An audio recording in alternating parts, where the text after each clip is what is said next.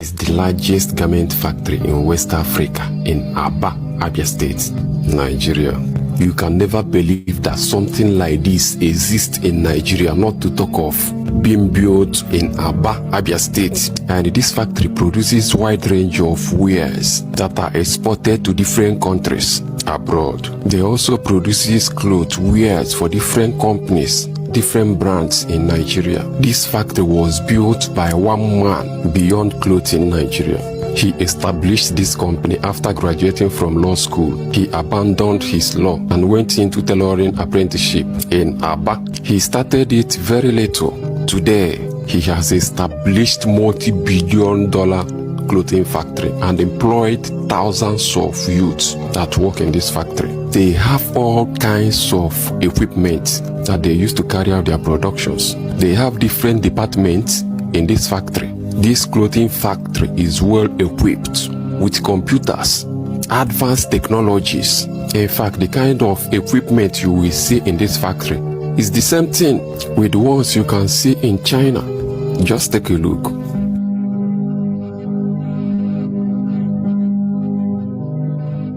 Before we proceed, we are going to show you different wares they produced for different companies in Nigeria. Just watch.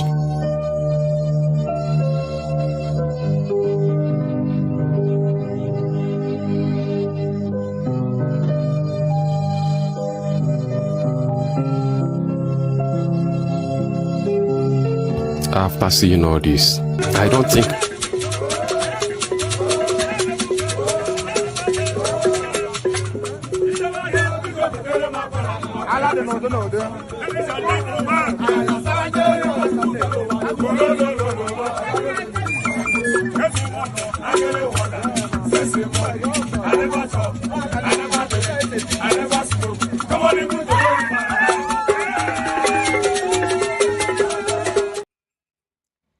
Okay.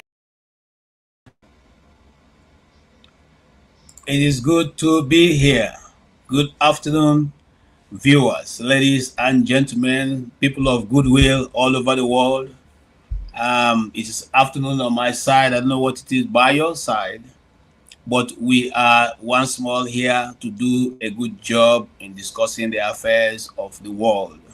My name is KJ. I'm sitting on behalf of Dr. Rudolph, aka Dr. Damages, and you are welcome to this special broadcast. We're going to talk politics, Africa, and beyond. But today we're going to pay special attention to the politics of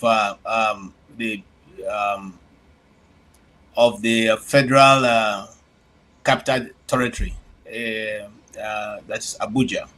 And we earlier hosted Dr. Moore, who is also going to be contesting, and I know he's going to win the chairmanship of AMAC. AMAC is a small, rather is the municipal area council, that's what it means. And it's comprised of the majority of the areas of Abuja whom do not vote in accordance with party. They vote for the people they think are credible. And I think that Dr. Moore, I've known him for many years. I know he's a very credible young man who thinks outside of the box. That's the kind of people we need in places of governance now in Nigeria. We're not looking for people who, 1 plus 1 must be 2. No, sometimes it's different. So we're looking for people who have ideas to bring great people with diverse opinions and of how to do things, people whose pedigree is well known, a people in Nigeria who understand what it is, how it is to be good citizens. I mean, to bring governance to the people of Nigeria and give them, bring the much needed development in Nigeria. So I, KJ, is rooting for Dr. Moore, and I hope and I pray that the evil politicians will not, diminish his light, as a young man, we need a lot of young men in the game. And Dr. Mo is quite young and full of ideas. Anyway, for those of us who were here earlier, we heard a little bit of what his politics, but he'll be here in 2 weeks, and we can continue from that. But then we also want to take views of our people, both in the comment section and people who are going to join us in the studio, discuss this politics that is going to come in 2026. Now, the politics of 2026 is going to be difficult because the vultures are gathering, and the plans, whenever the vultures gather, what they're looking for is what? The carcass. They don't gather to celebrate life, they gather to celebrate dead. And so it's beginning to happen again. And, I will start from home, where one of the most useless governors have been produced in Nigeria comes from. A particular governor who was proud to say, I don't know why I can't find that video, that he was giving mothers who are going to deliver in the hospital, he's giving them 500 naira as to augment, help them take care of themselves. 500 naira. For those of you who are Americans, 500 naira means less than $1. He was giving these ladies less than $1 to go home and take care of themselves. And he's proud to say it on national TV. So for me, Okezie Ikpeazu is one of the worst governors ever produced in Nigeria. That's my opinion. Followed by his predecessor, who wanted to make his son the mayor of Umuahia. Thank God for that corner who gave him a good beating. Good beating. What you said those days, in the military school. The colonel did what? He taught him, he taught him, he reversed his, his medulla. He enlightened him. That's the word I was looking for. He enlightened him, and since that time he had been enlightened. And so political ambition and otherwise, he has lost it. Anyway, Theodi Oji was one of the governors that didn't do a thing in Abia State. And they all have all kinds of bogus names that mean nothing. That one was calling himself Onwanacharowa.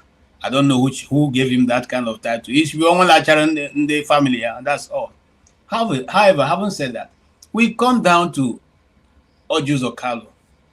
We to be honest, Abia people loved Orji Uzor until he began to misbehave, until he thought that the money of Abia State had become his money.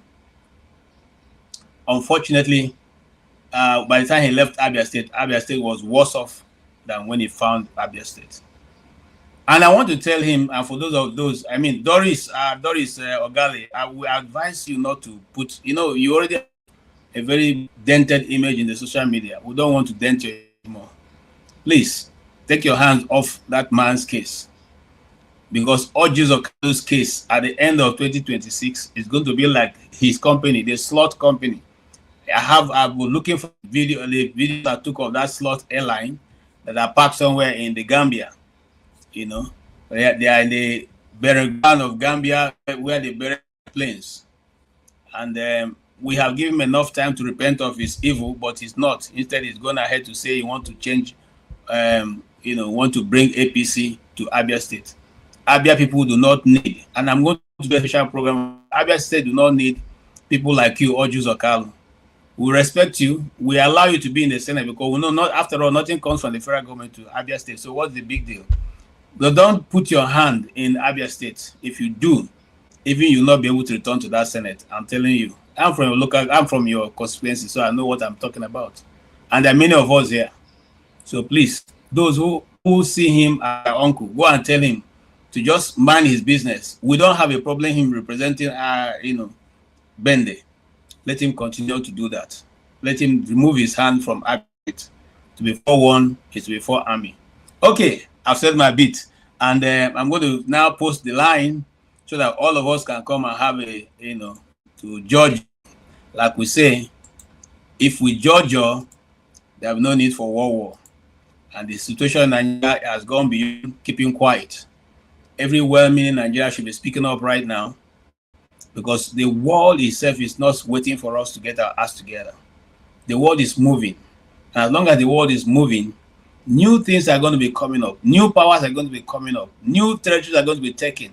New alignments are going to be making. Formations of new alignments and new groups are going to be coming.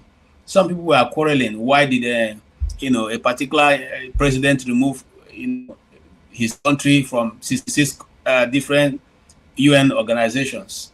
The question is, why won't he? What's the original mandate of the UN? If you can tell me that, then I can give you more information. The original mandate of the union, what is it? Is it to support Muslims? Is it to support Muslims? I ask. So the question is, when you leave, if you leave where you're supposed to be going and take something else will happen. That's what is happening now. So let's not blame anybody.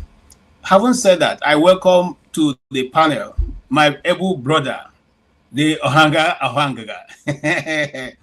the man who knows it all. And I like the way he brings his argument to the table. Yeah, and I think Ovie will be a good lecturer, really. Because what is lecturing? Ability to point people to different direction and allow them to make their conclusion. And that's what I like about Wole Soyinka's writing. Those days, before he started forming Wole Soyinka writes and points you to different directions and allow you to make your conclusion. But today, well, I welcome Ovie. Much I won't say much. Ovie, welcome. KJ, I know I'm gonna accept your greeting because I don't trust you. I don't trust you. No, I'm serious. Hold on. First of all, I don't know where you stand on. When you go they talk to Uncle Carlo like that. That's no, way for Abuja, you go feel out for where you did. Now you did. You see, Carlo, the last election that brought him back, he knows what Abia people wanted to do to him now. Did he not go around to beg? So why is he boasting? He knows that. No, you see what they happen. Come back. You see what they happen. Two things they happen. Yeah. Mm-hmm. One, I think people of Abia or with the people should be happy with it they go on. I said that because first of all, the other part na power that they fight for territory, right? Oti no gree join APC because everybody they join, right? Now, of course, if I mean it means I no go join because we're in the king, right? He has the final say. If you go APC, then they're going to also going to give up because they're going to challenge in all those kind of things. That's one. But most importantly, it is becoming obvious that money alone no go give you the desired position at the level. Why am I saying this? Carlo get money, but in the way money day, now APC day.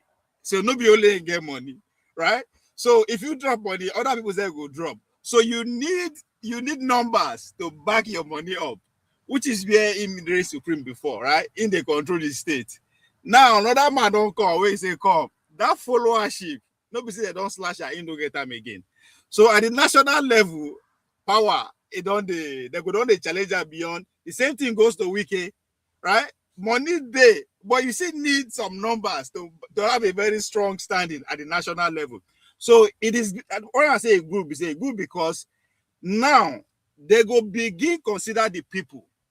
If only the people actually see this opening, right? Say these people where they fight to now, of course, on the inside now because of on the open, they people say it is between them. But now who control whatever votes they go feel, get away with? Well, now 20,000 they right to or 2 million.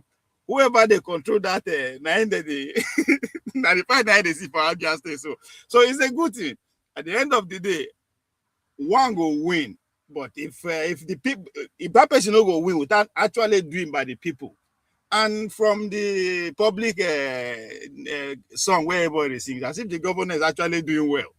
So that's why I say the guy no fit stay Abuja, they make noise again. He has to be on ground. He try to put everything. So it's a good thing. I hope he does. I agree with you. The T people say something. They say in other words, you don't eat the community's food 2 times. Yeah. So since you have gone, I don't bring your child. Don't bring. Let other people also go. That's a thief policy. Now coming back to what? Hold on, sir. If all Jesus Carlos so love Abia people, your brother is in the House of Reps. Your daughter is the senator, nominated senator. I mean, nominated ambassador. Only the Oji family there for Abia State. Yeah. It's only the Oji people, and you have not done anything credible that will even let us know that you have is something that you are able to do. So we will not want that. Nnamdi Azikiwe was the leader of in Igbo land. When he left, he didn't hand over to his children. None of his children have become governors in Anambra State. None of his children have become anything other than that. They've gone to do their own, businesses. And so now what we're saying in Abia is that though we are giving you that space, if you over push it, you yourself will not return to that house. And I am going to make sure that my campaign will be that he himself and his brother will not return to that house. That's another way too, because and again, and we are going to give Alex Oti the leverage. If he needs to spend the whole state budget on making sure all Jews or can't don't go back, let him spend it. We'll give him that leverage. Nonsense. And again, the people might not necessarily gain if we are not organized, if we are not seeing the bigger picture, because the fight so is not necessarily because they have to do by the people. It is because the position are fixed, but them they grow. As you talk at night, don't bring it. Sorry, don't bring it. That absolute power, you don't get them again. So the more people will get weight to throw around comes into the system, the more fight go there between them, because the position will not change. Now only one person will be governor. Now only one person will be senator. Now only one person will be president. But you go to see more and more people they grow within that hierarchy, either intellectually or people don't get money or whatever. So the numbers are increasing while position remains still. So that fight is going to fight. Then some of them will get sense, will not look down, say, okay, maybe not here my power they will organize those the poor people, which again might also lead to a revolution on a bigger picture. But again, I'm saying this because if we know they're careful, now so they're going to replace. They're going to find way to just to make sure that they go around the power, right? Because the people they fight where they clamor for revolution now, what they are not saying is that the amendment that is going on, the constitutional amendment that is going on, is to avoid that. How do you avoid that revolution? You create more position.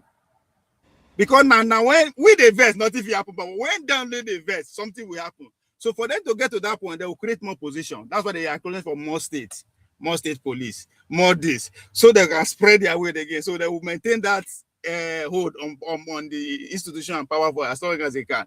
So that's one thing. That's why I say they always argue say at times, not be every time we go to complain. Because these men, we might not like them. They are not stupid. That one, I can guarantee you, they are not stupid. They know exactly what they do. They might not be working for us, but know what they do. So, yes, you go more complain, but more also pay attention. Because the more with the one good thing that came out of 2023, that again we don't pay attention, is that the fact that more people are interested, right? More young people are coming in. What did they do? They expand the number of contestation again. Okay. You understand? So yes, so they understand. They pay attention to see. That's why I say we too need to pay attention at time and look and say, come, this thing will fit take advantage of. Because to dismantle the bigger picture now from small, which go back to everything. When they say politics is local, the solution so is also local. Take and small. So who's on Abuja? Who's on Kalu na Abuja in the office day? But in they go shout for Abia, right? So Abia people, don't get what they do for Abuja without the Abia people is useless. So I agree, and you see, one of the things I like about the Abia people is that we are politically aware. So every Abia person have seen the light. I mean, I didn't want to play videos that's coming from Abia State. So you see the Abia State before and Abia State now. It's like, day and light. And to think that a PDP has had 3 consecutive governors running with nothing to show, and now somebody is trying to help you fix your nonsense, you are coming to tell the Abia people that you are going to remove him whether he likes or not. It's not about doing roads. Okay? When that time comes, we will answer. I'll ask you this question, KJ. Sorry, before you go. You know, there's a lot of celebration around the fact that a lot of every big weight politician from Southeast follow Obi join, right? But people from that region now, no sit down as they say come on. It is because the voting power is with Obi, now make that they come. Not necessarily because say, oh, APC government no make them work, so they want to work for the people now under Obi. People are not seeing that. So the people now will get voting power. So the Southeast, whether I like it or not, the man say control the majority of the vote. So instead of the people down to now sit down and say, come, we will determine who run along this man at every local election. That's why I was angry with the guy who can't contest. You're aware of the people they push back on with some kind of question. So we are not thinking that these people, what would they complain about every day? I'm talking about the Southeast now. We complain about them every day. They're migrating. Why are they migrating? Because of Obi. Why Obi? Because we the people are with him. So we have power. Don't be only Oba if you become a political godfather or one billionaire. The people can come together and play that role. And the Southeast people have that chance now than any other region. Because one man control the whole vote. So waiting, who then give an I ain't go accept? Because Obi is not the kind of person that said you must do this, you must do this. I agree. Whether anybody likes or not, Obi has the momentum behind him. And so instead of politicians migrating, the people should determine who migrated. That's very true. And I also like the fact that the top politicians in the East that we like, the people of artists, when I say we like, the Igbos like, because not every politician that the Igbos like. We know some that are there based on their northern connection. People like Engineer Baribe, the people from Abia, we like him. Because when he comes for time to speak on behalf of the Southeast, he does not hold his gun. Whether you like it or not, he will speak and speak well. So those people we don't mind, because those people are going to come back to the house. But people who have decided that we are nothing, like Ojus Okalu, who think that what he says must happen, he should go and learn lesson from what's this other guy? What's the guy from the Senate, the former Senate Speaker, Senate President, Ikwere Madu. Since we slapped him in Germany, he has not recovered. So let him go. Let them go and learn. You know, when I come to this place, I say this all the time.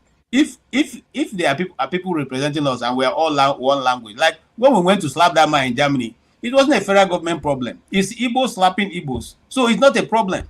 Okay?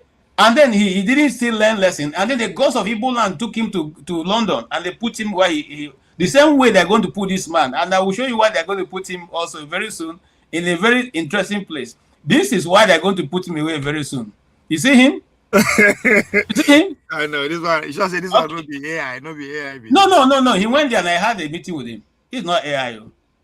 Well, but come on, but do you ever think that this man now could be asset of a higher power? Because when every time they come, and my loyalty is to I'm an American first. My loyalty to American first. Then they be the main asset. So why he go there? Whether he is or not, all we are saying is that Igbo land should be left alone. We are suffered too much. Let those who are working for us work for us. Okay. All right, let's move on. Okpara, welcome. You're also welcome. Oh, if you come back now, I want to introduce you. Can't run away. The opportunity to go and run for election now, you will win. Obi is in charge. Mr. Ike, welcome. Go and run for election. Welcome. Stay humble. Welcome, Sister Isi. Good to have all of you. Yes, the house is full.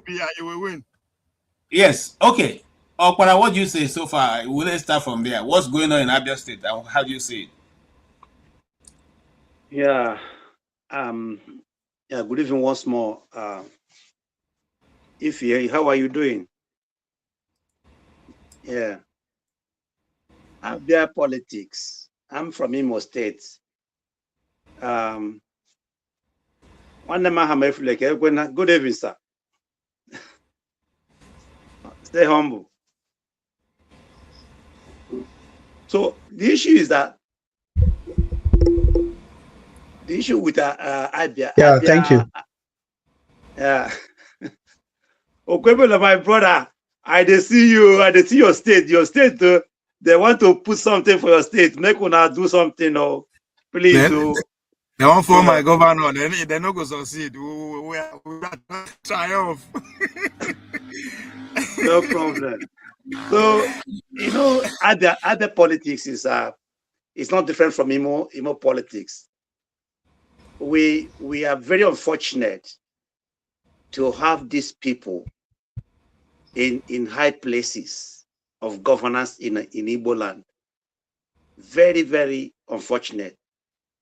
Since this 1999 so-called democracy, I've not seen any governor from these 5 Igbo states that I can say, wow, well done, you know, kudos. None of them. None of them. And Ojos Okalo is, I think he should be the worst of them, followed by his, the Theodoji and then Ibazu. These 3 men are disgraced now. In a normal, in a Senate climb, they shouldn't have been even talking in the public. The last time I checked, Ojos Okalo was convicted and imprisoned. And as we speak, but I have not heard that the president has pardoned him.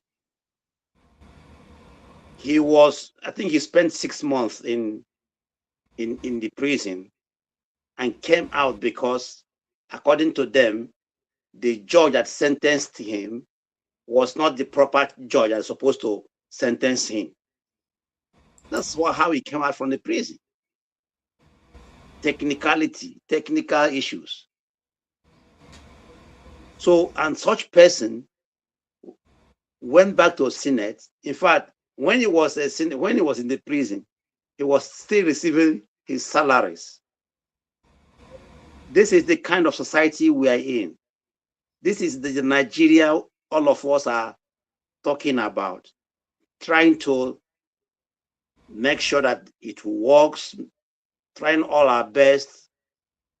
All the money we earn here, we spend it over there, hoping that one day we are going back and everything will be hallelujah. But look at the people that are in governance. All Jews are supposed not to be talking. Over here where I live, you can, in fact, a little scandal takes you out of, politics forever. How much more somebody who was imprisoned for defrauding the state? 6 months later, he came out, and he's still, in fact, I think he's the chief whip in the Senate. Now, God, by the mercy of God, Abia State got somebody now that at least we can say, wow, well done. You are doing a great job. We are proud of you. And look at the vultures gathering, the vultures. And we are recognizing them one by one because we know that vultures. Now they want to take away somebody that God blessed Abia with. They want to, send him away. They are doing all what they're doing because they believe in is money politics. They have the money, they have the judiciary, they have the INEC. That's why if you look at him when he speaks, that's all he boasts of. He's not boasting because the people of Abia love him. He's not boasting because he did wonderful job while he was governor of Abia State. No, he's boasting because he knows the system. You know that the system is crooked. The system is not straight. That is why he's boasting, telling a working governor that he will be one-time governor. These people, they don't even put the voters in any equation. They don't even regard them because they know that it doesn't work. I mean, voting doesn't count. That's why they do whatever they do. And again, you look at the followers, right? Those people who are following him, the elders, I saw that clip where they were doing that thing. And if you look at them, all of them are bought people, bought. They give them 100,000 naira, 200,000 naira, which is 100 euros. They will follow you everywhere you go. My problem is that our youths, they have to wake up. Otherwise, they're going to serve Ojos Okalo, and their children will serve Ojos Okalo's children, and the cycle will be going like this until our youths wake up from their slumber, say enough is enough, forget about 1,000, 10,000,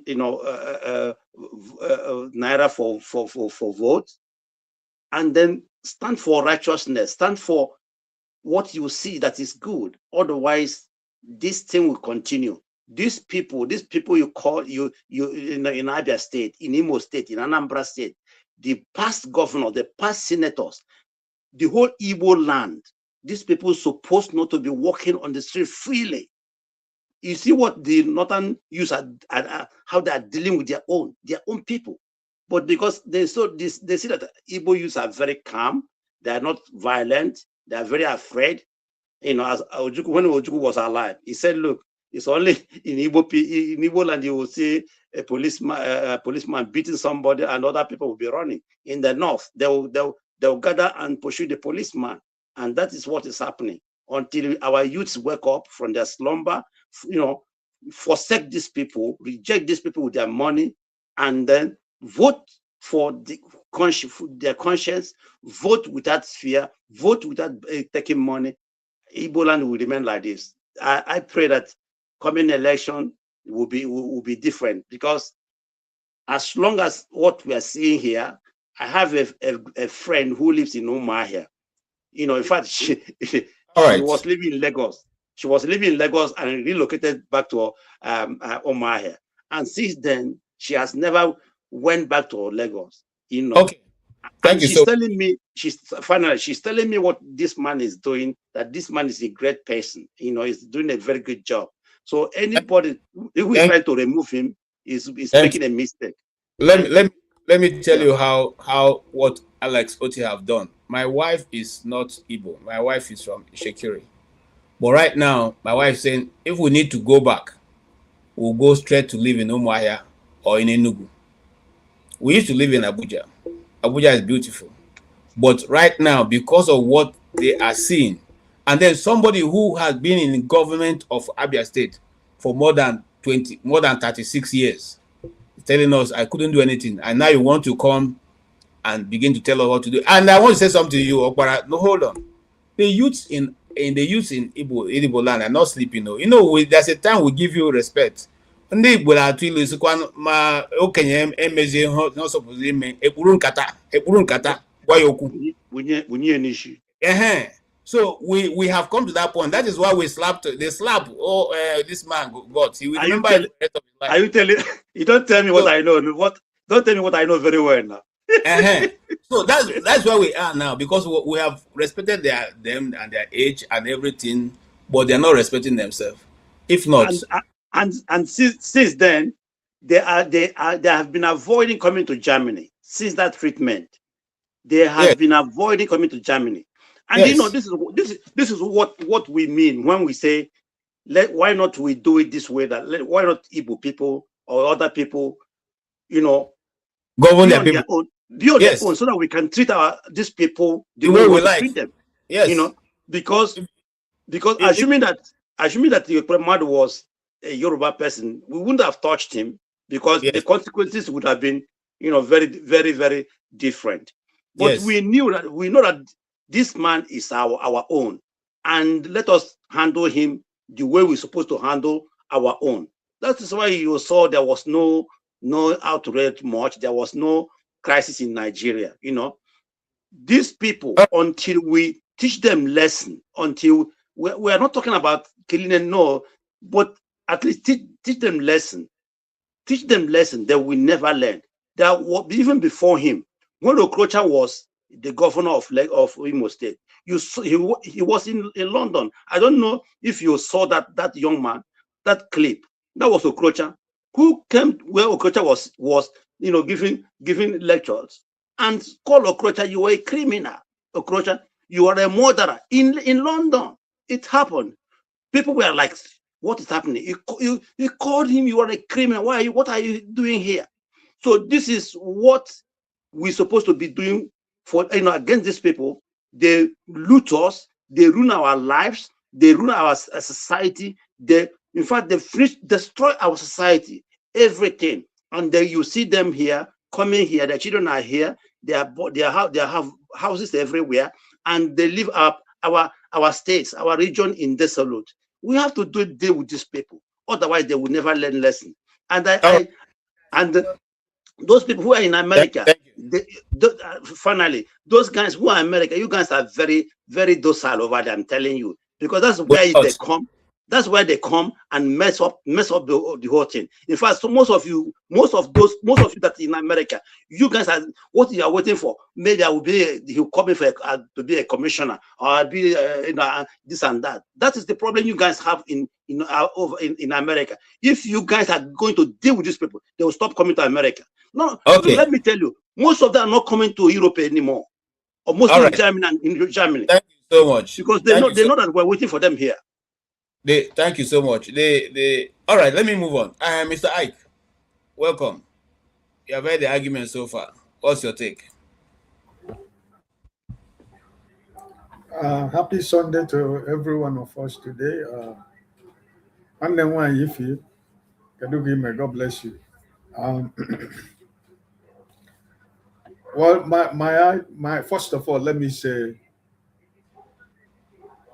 it is only in Igbo land that people will gang up together, say that they don't need the president of Nigeria. It's only in Igbo land. It did not start today. Jim Wobodo, Korocha and their race, they did it against Ekweme 2 times. And they tried it in 2023 against Mr. Peter Obi, because they told us it was 4 people who were tweeting in a room. But when the tsunami came, all of them, the tsunami took all of them away. Oju, did he win his senatorial seat? Did he win that election? We know what happened. He never won. So, but that's by the way. My advice to Alexioti is concentrate on your good governance. Don't mind these vultures who are gathering themselves together. Past governors of Abia State, past legislators of Abia State, past senators of Abia State. These are the people that has failed the people of Abia State. So, you see, they gathered in Enugu, the gatherings of the vultures in Enugu, and that they declared that Igbos don't need president. They are for Asiwaju Tinubu for 2027. But I thank God, because the only thing that is constant is change. God has produced an Igbo man in the name of Mr. Peter Obi, who has taken over the Southeast. It is not by his own making, but it is a destiny and divined by God. And it doesn't matter whatever the gang up that people gang against Mr. Peter Obi. It didn't work in 2023, and it's not even going to work in 2027 is going to be worst with all their gathering. So I think that the people of Abia State are too wise to allow Oju Zokania and his people to do or say, they're just talking. And I know that the election is smart. And I think that the people of Abia State are with the government and people of Abia State. They know what the right thing to do. So for me personally, I think that I feel that he should not bother himself with the gang ups, because it's not going to work. The only thing I will advise Alexioti to do, that senatorial zone of Oju Zokano, ADC or Labour Party, whichever one, should look for somebody credible that will be able to challenge Oju Zokalo in that senatorial zone. And I'm going to bet my money to it. If ADC, or because the political game that is playing in Nigeria is not everything we have to talk on the screen. in between ADC and Labour Party, I would like a credible candidate to go between them and Orji Zokan in his sanitarian zone. And let us see how he's going to survive, even with his federal might, you know. So I'm happy for Alex Otti. If you only begin to think about 2027 now, for me personally, I think that's where he's going to make a very great mistake.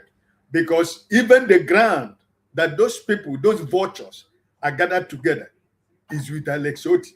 Even the air that people breathe in Abia State is with the governor and the people of Abia State. Even the water they drink is with Mr. Alex Otti. So the culture, the gods of the land, of Igbo land, the gods of Igbo land, and the gods of Abia State is with Alex Otti. And you cannot, and I repeat, you cannot, as long as the land where you are standing is against you, there is nothing you can do. And so I believe that for me personally, I am not bothered about Orji Zokan. It's not today that he has been talking. He said he did everything that Alex Otti is painting road. Okay, he's painting road. So let him continue to paint the roads, right? So other people, what they did for me in 2023, it made me to be a proud Igbo man. And I think that we have grown. And I think we are wiser now. And I think we are more solidified. And I think we have more structures now. And I think we have people now who can be able to say, the way we are going is the way we are going to go. So the gang up against Alex Otti, the gang up against Mr. Peter Obi, it did not start today. What happened in Just Convention during the time of Elise Ekwemi? Who are the people? Jim Nwobodo, Governor Okorocha, and the rest of them. The second time, it is the same Jim Nwobodo and their cronies. You know, people who turned against Mr. Peter Obi in Enugu State in 2023, from Nwodo family to Nama and the family, where are they today? Politically, they have gone to oblivion. Now they are coming back to tell you now that 2027 is Mr. Peter Obi or nothing. So, you know, the wind that has blown in the southeast, that's why I said Mr. Peter Obi did not come on his own. He came at a time like this in the political space in Nigeria, and more especially in the southeast. So all their gang ups, Omahi and their groups, everything they are doing, at the end of the day, it will continue to keep to backfire, because whom the Lord has anointed, no man can curse. Right? Thank you. All right. That is where I'm going to end it. So no weapon fashioned against a righteous man that is going to stand. You know, so at the end of the day, the man who speaks for us, we listen today, is controlling the whole of Southeast. And wherever he stands, that's where we are going to stand. I raise my case. Thank you so much. Thank you so much. Peter Obi will obviously constantly remain as a beacon of light, whether anybody likes it or not. And that is where he stands right now. And just like you have said, it's not a man's making. It is the time that has been assigned to it, you know, and that is what it is. Full stop. Oh yeah, my brother, stay humble. Yeah, good evening. Good evening, unfortunately, sir. I missed Dr. Mo's yeah, he's coming back in 2 weeks' time. Oh, in 2 weeks' time. And yes. I overheard Dr. Damage saying that he stopped to the issue, you know, which was good, really, because otherwise people would just bombard him with questions regarding Tambuwal, Atiku, etc., people that we shouldn't be talking about. Anyway, you know, but it was good that he stuck to the issue of his chairmanship test, because our people are not, you know, don't like to stick to the rules. It's fine. We won't talk about Abia State because I think it's overflowed. It shouldn't even be talked about. The reason why some of these guys are still grandstanding is because you people give them audience. You spend hours talking about Orji Zokan, talking about Ibazu, etc. they have a lot of publicity, which people afford them. So why wouldn't they keep on harassing OT? But if you ignore them, then they would know that they are not important. I think that's what we should adopt going forward. What I was going to talk about is about what went on in the last show. Where some people came out to say that their opinions should be respected, and yes, we can respect your opinion, but respecting your opinion does not mean that we can't challenge you if you're saying something spurious, something ridiculous, or something silly. If we had given the opinion of people who said we were wasting our time supporting Peter Obi, he wasn't going to go anywhere, it wasn't his time, etc., etc. Those same people wouldn't come back today to embrace Peter Obi and bow and pay all sorts of obeisance before him. So yeah, we respect your opinions, but we can challenge your opinions. So that's the message I want to pass to them this evening.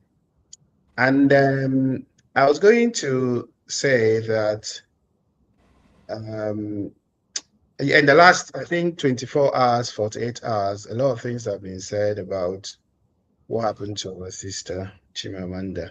Very, very sad, very ugly. That's just a metaphor for the Nigerian situation. It's happened to a whole lot of people. It's mostly down to negligence, and neglect.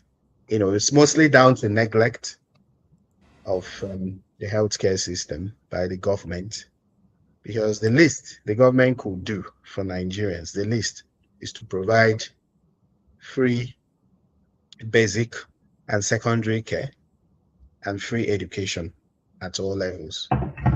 That's the least, including basic amenities, water, roads, housing. That's the list. Then we now start talking about technology, etc., etc. Well, the least they could do to provide some of those basic things.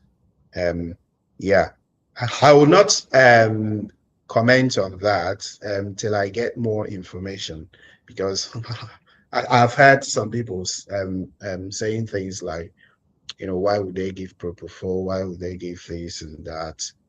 Yeah, I don't want to comment on that really, till I get more information, and then I can have my say about it.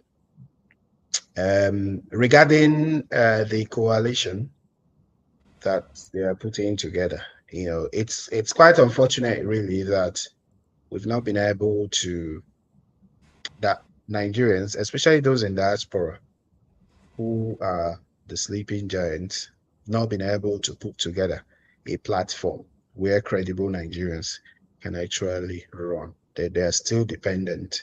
They're still infants, unfortunately. We are still infants. We, the diaspora people, and political infants, not be able to put together a platform where credible people can run. So we still depend on the ones put together by the old order. Unfortunately, that's the one available for our principal. And hopefully, because what they want to avoid is a situation where Mr. Atiku will run and then Peter Obi will run. So they fear that will divide the opposition vote. Hopefully, they give chance, reason, and logic, and give him the ticket. Regarding who the running mate will be, I wouldn't know. For me, the likes of Mr. Kwankwaso, Mr. Tambuwal, they don't impress me. I prefer Datti Baba-Ahmed, but above all those guys, all those other guys, Datti Baba-Ahmed is a gentleman. You know, he has good records. He's an entrepreneur. You know, few people can speak bad about him. You know, so I think he's very reasonable. The other guys have all sorts of mess in their kitchen, all sorts of rubbish. Their records are horribly dirty. Those are not the kind of people you present to Nigerians and say you won't change the system with. So hopefully they're able to get their acts right, really. But I don't see any future for Nigeria as you know, a conglomerate, to be honest. Yeah, I know that there are people here who are preaching to us about how they see hope in Nigeria. There was a day Dr. Damages asked us a question, and nobody was able to answer, to give any intelligent answer. That question was, what do you think about Nigeria in 50 years' time? Nobody expected that question. And since that day, I've been pondering on it. So for those saying that they see hope in the Nigeria, the same hope people say they saw 50 years ago, that's the same hope that the question Dr. Damages asked us in 50 years, that your children or grandchildren will say, oh, we'll keep on saying, we'll see some hope. And we hope that somebody comes in, you know, changes the system, etc. You know, if you've been trying an experiment for 65 years and it's not working, it's failing, you know, flat for you, why not do something else? What I would do is to bring the Nigerians together and say, look, have a conversation about how you want to live. And then they would take it from there.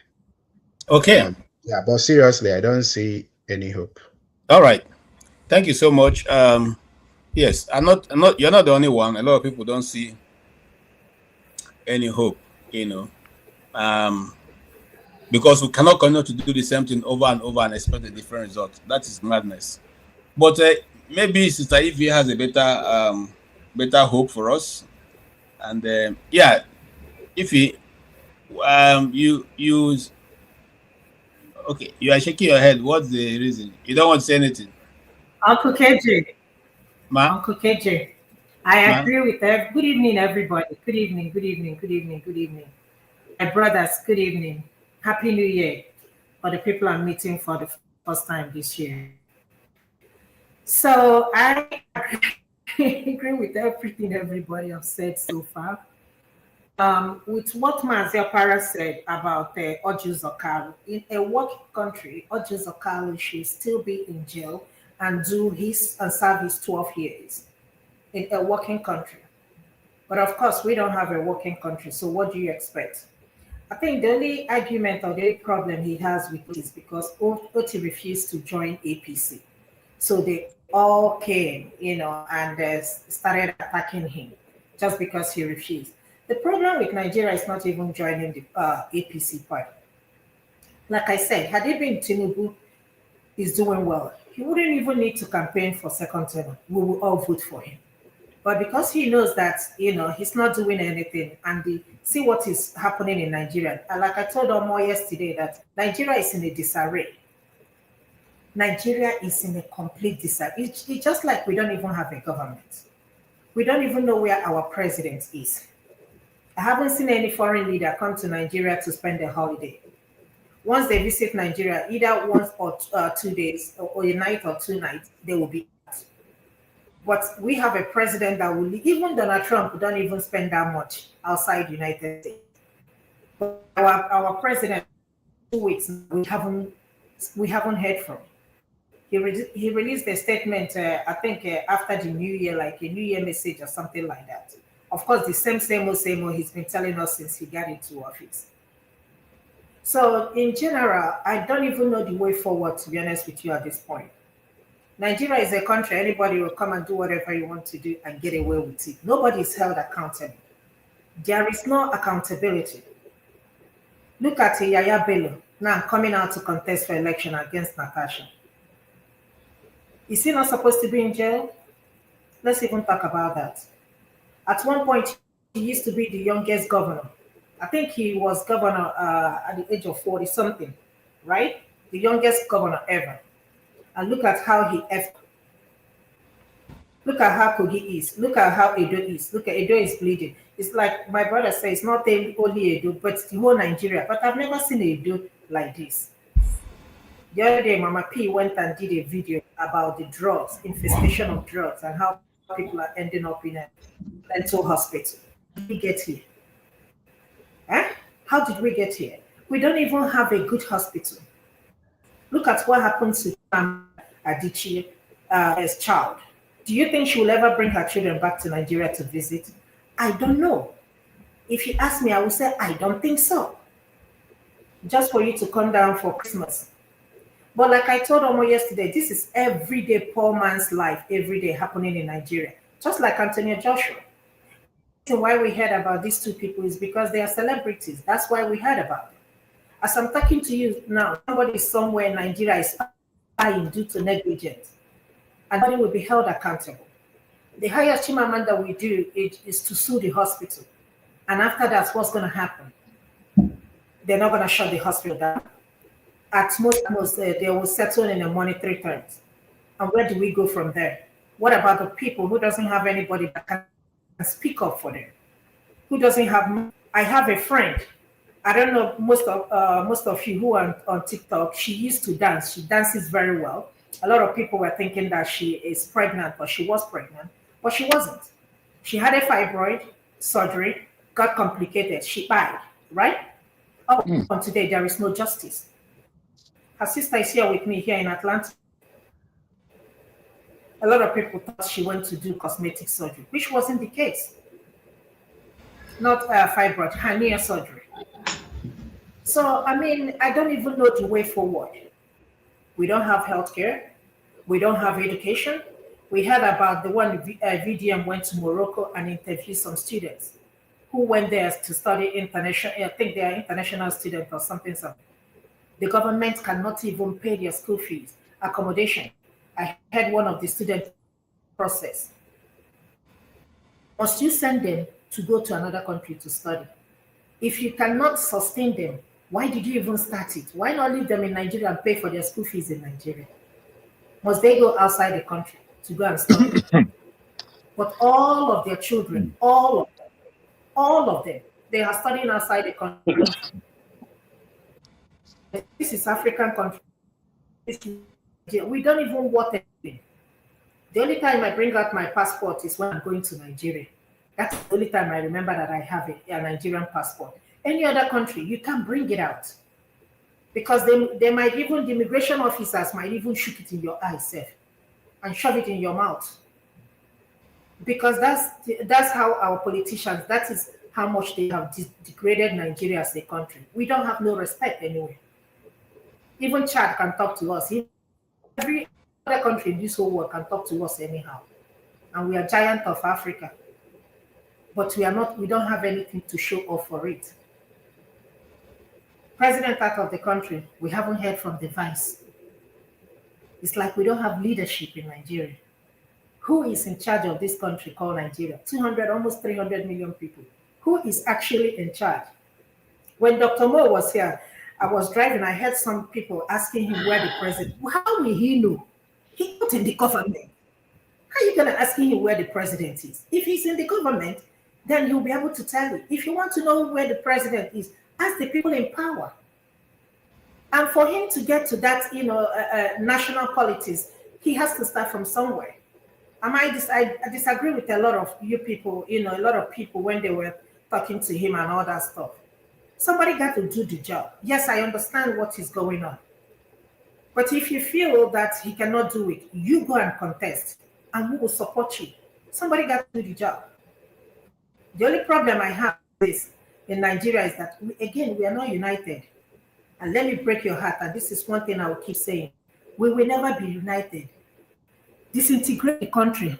Let the South be on, let the North be on their own, let the West and East be on their own. If I cannot comfortably go to Northern States and find a job, then there is nothing like one Nigeria.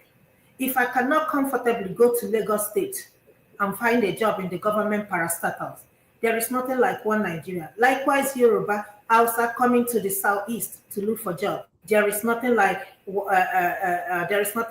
Nigeria. In fact, in some places, I cannot even go to Enugu and get a job in Enugu State parastatals. So why are we even lying to ourselves and deceiving ourselves? We are not united. So in my own opinion, let everybody go their way. Get your resources, develop your area. I saw yesterday, I think somebody of Delta State has said that share all these oil companies. Can you imagine Delta Rivers?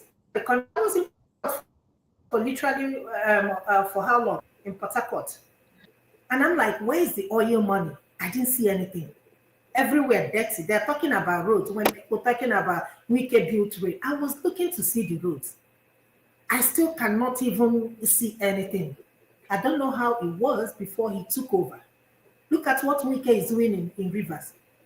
And people are still clapping for him. Women, mothers are still throwing their wrappers on the floor, on the ground for him.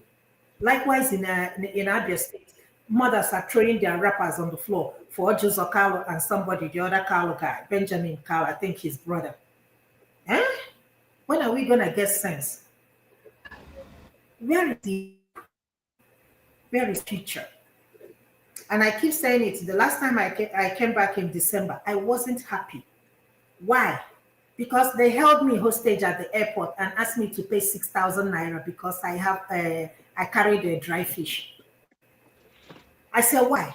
Unless you're gonna quarantine, and I asked them, the fish that is leaving the country, the people that should be worried are the people that are bringing the fish to their country. They are not worried. But you in Nigeria, you won't give me receipts. I said, give me government account to pay. You did not give. I said, give me receipt. You did not give me the receipt. The lady got the audacity to tell me that if I don't pay, then I should carry it back. And these are the people in my head. I'm like, how much would your salary be? Pata 200,000. That's if you reach 200,000. Pata. And for how long? Tomorrow, if you people will go to church and praise God. You see where I have problem with religion. We are our own worst enemies. It's not the politicians. It's me and you. Because if me and you are united, we will rise against these politicians. And that's why they know. And that's why Wike and all of them will come out and do what they want to do. Thank you. Thank you so much, Ify. I appreciate your contribution. Unfortunately, that's the Nigeria that we have. That's the Nigeria we're living in. Yes, Jagun. Thank you, and good evening again from me. Opening remarks. So, yes, sir. I'll make it as brief as I can, even though you've not. Go ahead. No, I'm just telling you where we are, not because I want you to make it short. Very good, sir. Ify, greetings. Again, nice to see you in 2026 as all panelists. I pray for our strength, our sense of justice and righteousness in going forward. My brother KJ, no be easy. This is our Nigeria situation, man. You know, I since its beginning, ADC, I've never appreciated what it's about. They said it's about giving some level of what they call it, countenance. What's the term again? Opposition to the present APC government. As I said, I'm not going to be mentioning too many of these names that mean nothing because they're doing nothing there. The whole country is top heavy with politicians and politics. Meanwhile, the groundwork is not taking place at all, which I don't know why we as Nigerians don't identify that as a serious problem. Can't have, a million politicians, running 10,000 citizens, which is, how the country seems. And a million politicians that are just doing absolutely nothing apart from receiving money. The way I see ADC, it's where a pack of wolves, devils, and demons have gone to collect themselves. So I really don't appreciate where Obi is going to find himself there. I don't like it at all. And largely, I've lost my respect for him because he's done nothing really to build over the last couple of years to build a political opposition to what he knows is at hand, which is what I would expect any sensible person in his position to have done. He hasn't done that. What he has done is I don't know. I don't believe in this kind of politics. It's not, to me, it's not real. It's just the same over and over again. There's no change. You've gone to join bandits, and then you're telling us that we need to respect you. I can't. I personally can't. Whoever in Nigeria wants to understand this, Ovie always says something. You have to understand the politics before you get involved, and I respect that view. But I can tell you, I don't understand it. I do not understand the way Nigerian politics works. It works only for criminals.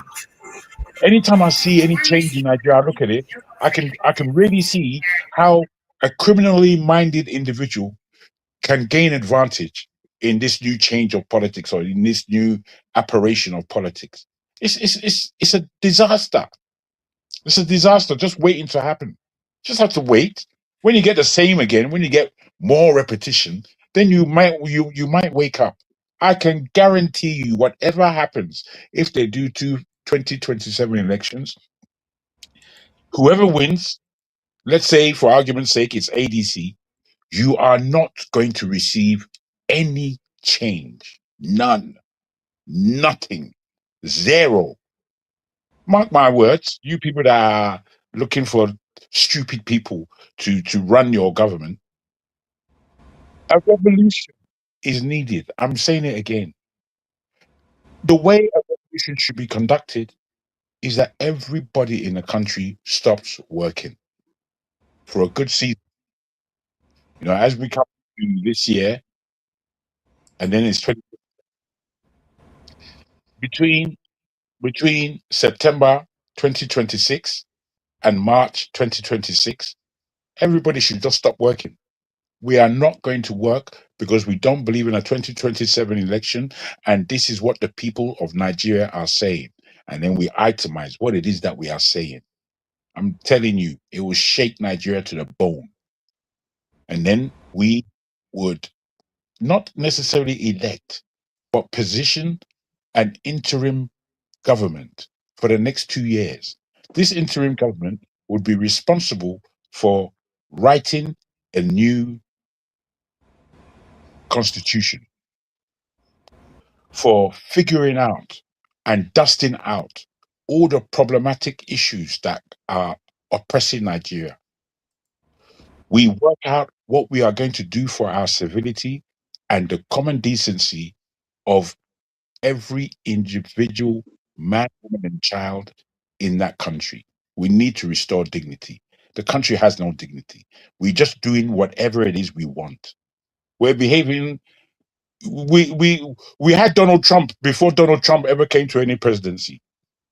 Donald Trump seems to be bullying the world. And in the last, God knows how many Nigerian presidents have just bullied Nigeria and any other space that they would like to bully. It's the same rubbish. I don't know why we don't see it. I don't know why we feel as though there is something in politics or the politicians that we currently have that's going to change the way we behave in that country. It's not going to happen. It's simply not going to happen. It's just understanding that we believe as a people, we are believers, and we believe in any kind of rubbish. That's what it tells me. There are times when people speak about religion. I don't like the word religion, and I don't use it because it's a bastardized word in itself. With people that follow religion are bastards in themselves. I say this for this position that there's a difference between spirituality and religion.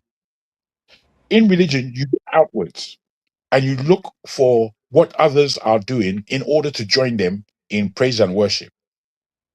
That's how religion works, whether you like it or not. You look outside.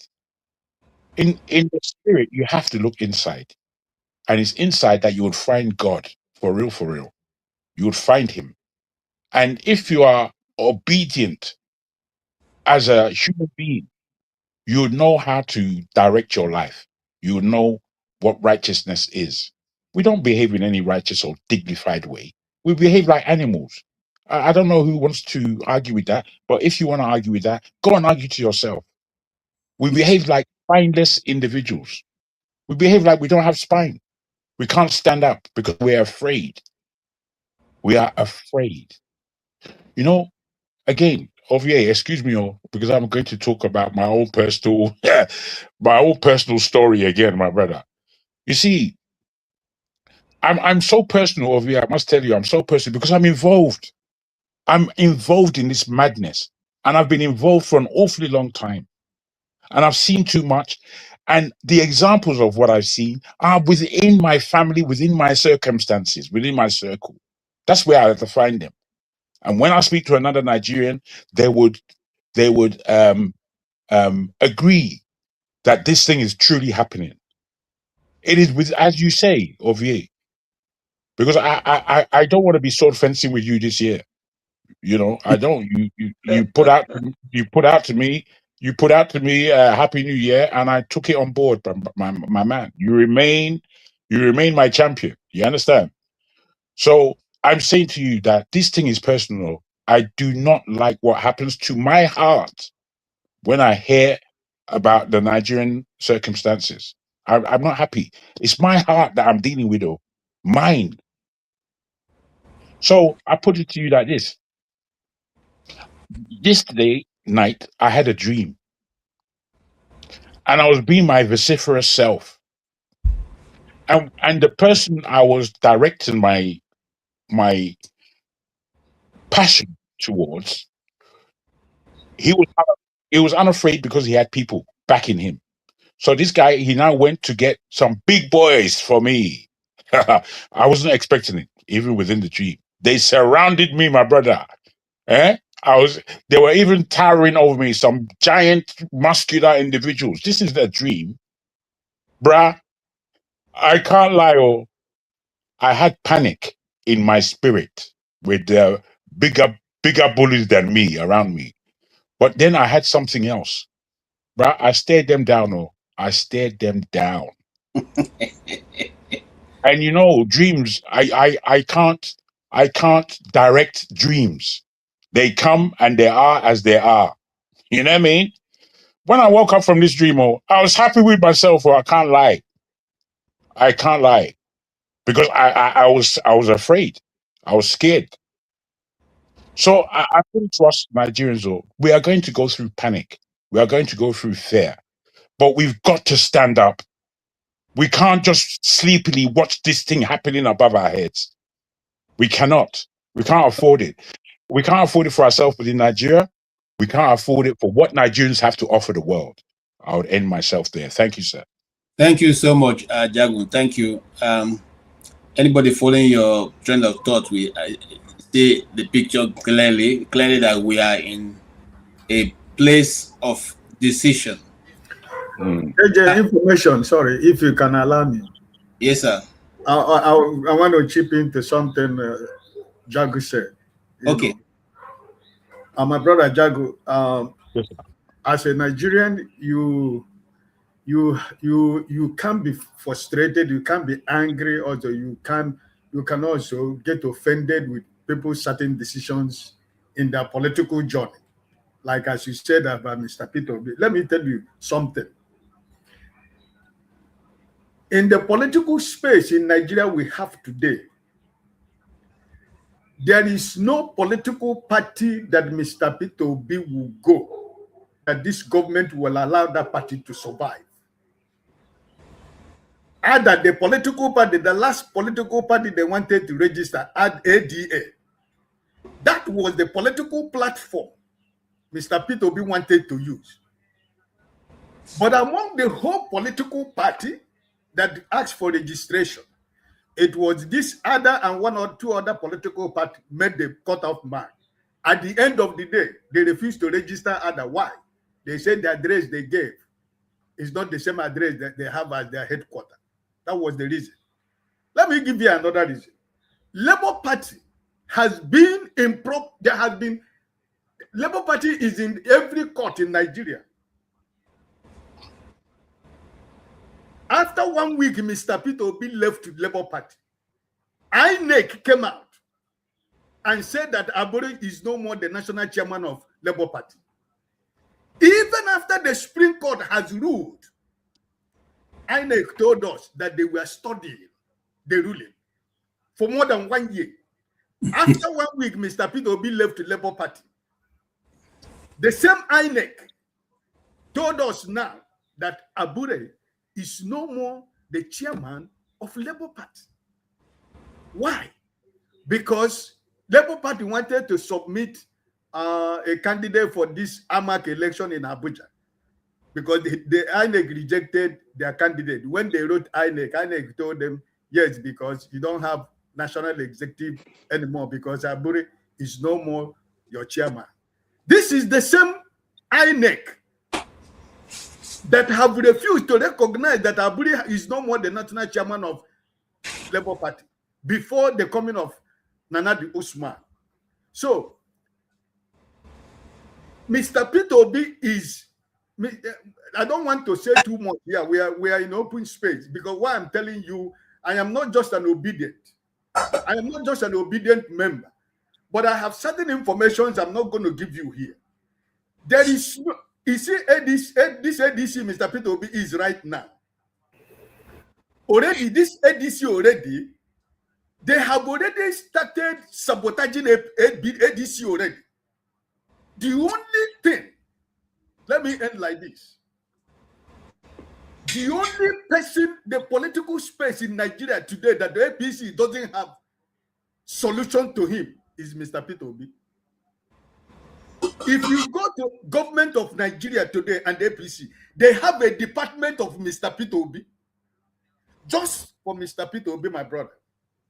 So, sometimes in politics, you make certain decisions that a lot of people will not understand. So, I want you can't be angry with Mr. Peter Obi. I don't hold grudges against you. But I just try to give you these few things. That's why I'm not going to say much here. But I want you to know that the only person, this government in power in Nigeria is afraid of this election of 2027 is Mr. Peter Obi. How many times do you hear people talking about Atiku? How many times do you hear people talking about El-Rufai? How many times do you hear people talking about Amechi? How many times do you hear people talking about all the whole politicians you think you know in Nigeria? The only way you can sell your newspaper, the only way you can sell your magazine, the only way you can sell anything in your national television is wake up in the morning and say Mr. Peter Obi is a fool. And that will trend, both online and everywhere. So, what am I trying to tell you? There is something in this man. And those people who the cabals, those people who we are talking about them every day here, who knows and who feel that Nigeria belongs to them, they know why they don't want this man to go there. They know, and you don't know, and I don't know, but they know. So it's not really. If you want to get, last 2023. I was almost losing it, but I came back to understand, knowing that I'm a Nigerian, knowing that we know the kind of politics that is being played in Nigeria, knowing that it's not easy to get where you want to get, but because of what happened in 2023, those 4 people they said that were tweeting in a room, they gave us 6 million plus vote, even though we know that Labour Party and Mr. Peter Obi get up to 10 million votes. He won that election. Everybody know. If you, INEC told you the complete figure of. I'm really sorry. I didn't want to disturb you, but I got to ask you a couple of questions, and they go like this: the fact that we know. The fact that me and you know that the election was stolen and Peter Obi won that election. I agree with you. And I would just like to say, I'm not angry. This is not, you don't hear me anger. This is not anger.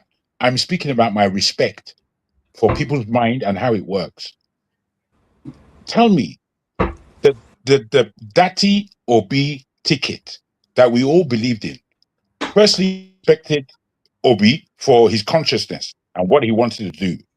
Secondly, his running mate in Datti, bruh, we had the respect that we had for that guy. It's not easy. He was as a stalwart, a standstill man. He's even coming like he's a brigadier of one kind or the other, the way he comes across. Now, this is a working ticket to the population of Nigerians that voted for him. Why split? Why split something that's working? One. Okay. Two. Can I answer you? Two. Wait, I haven't finished. I want you to continue. Because as I say, I'm not angry. I'm conscious. That's the difference. Even if I'm angry, it'll be anger with consciousness. It won't be just raw, emotional, idiotic anger. No, I don't do that. Now, I put it to you again.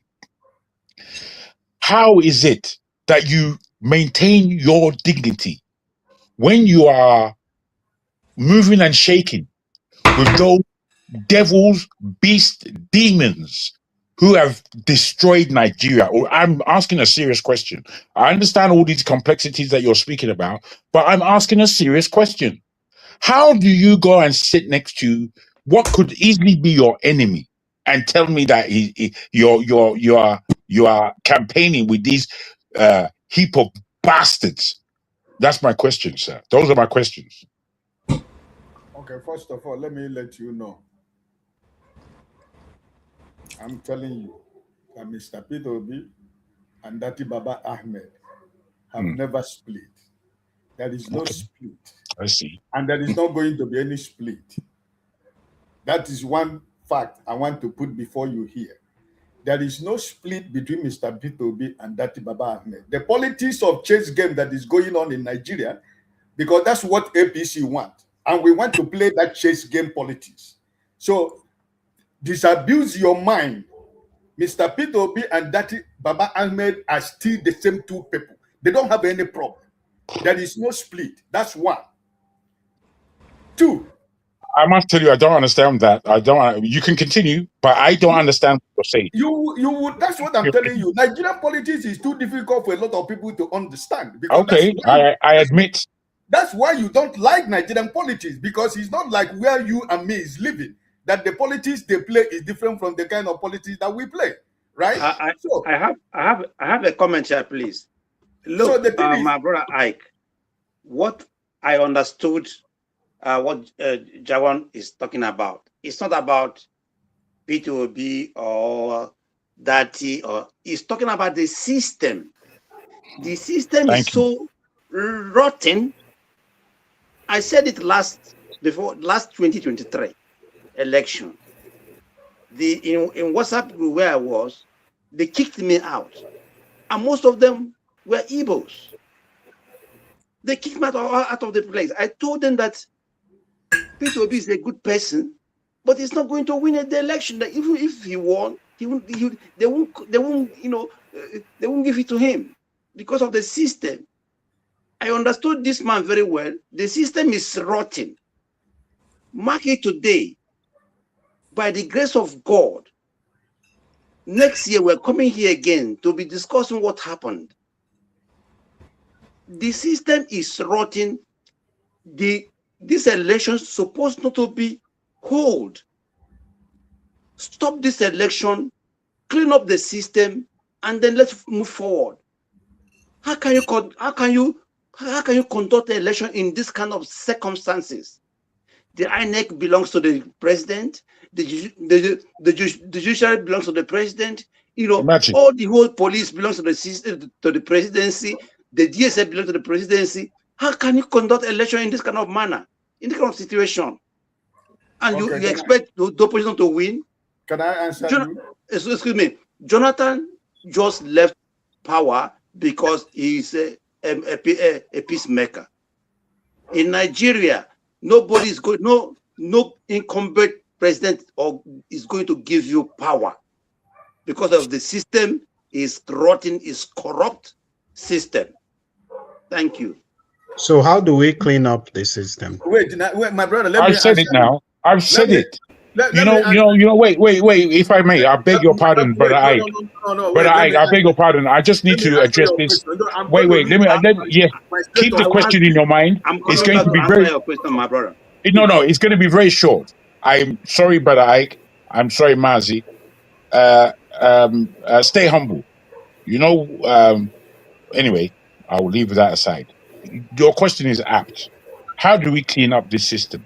I've said it. It may seem crazy, but it's how you do this thing. The country and its citizens quit. We quit the nonsense. That's how we do it. We say no more. We have had it for this amount of time. No more. No further. No.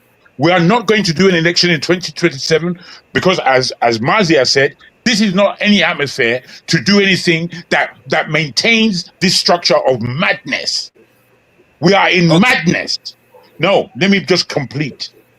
With that, we tell Nigerians, Nigeria, we are stopping as we are citizens. We are valid. We are valuable. We are going to stop work. The only people that do any kind of work are farmers, so that we maintain a way to eat. The rest is down to discussion. We are really going to speak about this thing called Nigeria and what the F it's supposed to be. Okay. We are now going to, as a people, appoint an interim government. This is not a voted government. This is an appointed government for 2 years. And in those 2 years, their job, what they need to do, we will itemize it. We will give it to them. We will change Nigeria. Otherwise, we continue with the same rubbish. I don't know what you expect in 2027 when everybody votes. The person who won, if they don't like them, they rig them out, and then the same system maintains itself. That's what's going to happen. Are we stupid? I do not want us to fall into the same. You see, you personally said you have no hope. You see no hope. What do you see? What you see is what you see is what I've just explained. Nothing. Can I come in? KJ, you come in. If you will allow me to answer my brother, but if you don't want, you can continue. No, go ahead. I don't have a problem with you answering. Okay. Good man, allow him. My brother Mazo, but everything you have just said now is what APC and the government want you to believe and say. That is not possible it's not going to work. And that is the politics they want you to play. That is what they want you to believe. And you have fallen into it because you have made up your mind that no matter whatever we do, it's not going to work. The same thing somebody was talking about Moses when he come here. They were saying, oh, the connection is not good. Maybe instead of more talking about the refuse and whatever that is happening in Abuja, he should talk about the communication of Abuja. Somebody was saying that it's not going to work. It cannot work. And I love what Ovie said that time. Ovie said, listen, what else do you think Mo can do? He went to the basis of Nigerian politics. He went to the local government to contest local government. He already has a political figure in Mr. Peter Obi. Do you want him to go to the Senate or you want him to go to the House of Representatives? Politics is not only played in those levels. What of the local level? That's where he has gone, right? So, my brother Mazo, no matter how your frustration will take you to, your statement of conclusion and your statement of conviction is what is going to be trending on those people who do not want that system to be overhauled. That rotten system you are talking about. This is what they want you to speak, so that they will continue. You see the daughter, you see the son of Oyesonwike following him now. Somebody who just finished school. He is going to become a member of the House of Representatives tomorrow. After his father, he will be ruling you. He will become your House Representative member. That's what they want you to believe. And I'm making like this before KJ take over. My brother, 2027. Let me finish. Let me hand over to KJ. 2027. It's not going to be 2023. I raise my case. KJ. Okay. Thank you so much. Well, I think we can move now. You guys have exhausted this. We can move. We can actually move. But I also just want to say this. Jagu, I like your suggestion, but why is not going to work? There was a time that the Nigerian Bar Association decided to take a stand against the federal government. At that time, it was the Buhari's government, right? It divided in fact, the union moved against that and decided that they're going to form their own Northern People's Nigerian Bar Association for Northern people, because they feel that whatever they were doing was against the North. They divided the NBA. NBA started becoming political from that point onwards. Okay, that's one. The other time, there was another time that this kind of thing happened, and the people also took a stand. It was another group of people that took a stand because they thought it was going to be against their people. I'm trying to remember that. I thought I wrote it down, but I've forgotten. So every time we make a move and say, let us come together, let us move, and let us say we'll bring an end to this, they will say no, because it's our people that is there. So we cannot agree with that arrangement. So if we say let's shut down Nigeria and let us put an interim government, which is what what's his name now, the lawyer who was there at the beginning of Nigeria independence was Obakoba, have suggested that many times, that they should have a national government, Obakoba, where they will have a national government. Yes, and then select people who will handle the country and revisit every aspect of national life, and then after that, hold election. But you see, once you introduce that, they will say, because the Yoruba man that is there now, Hausas want to spoil the politics. Oh, because it's a Yoruba man that is there now, Igbos want to spoil the politics. So this is what has kept us where, which is what was. This is what has kept us divided. Can I ask you, KJ, if I may? KJ, if I may, what you say is fantastic, in that it reminds us that common sense has taken place in our country, and we have missed the opportunity. It doesn't say that we shouldn't try again. You say why it wouldn't work. You see, the examples that you have given are examples that we need to look at and understand how these people are adamant that they must spoil Nigeria, which is basically what it is.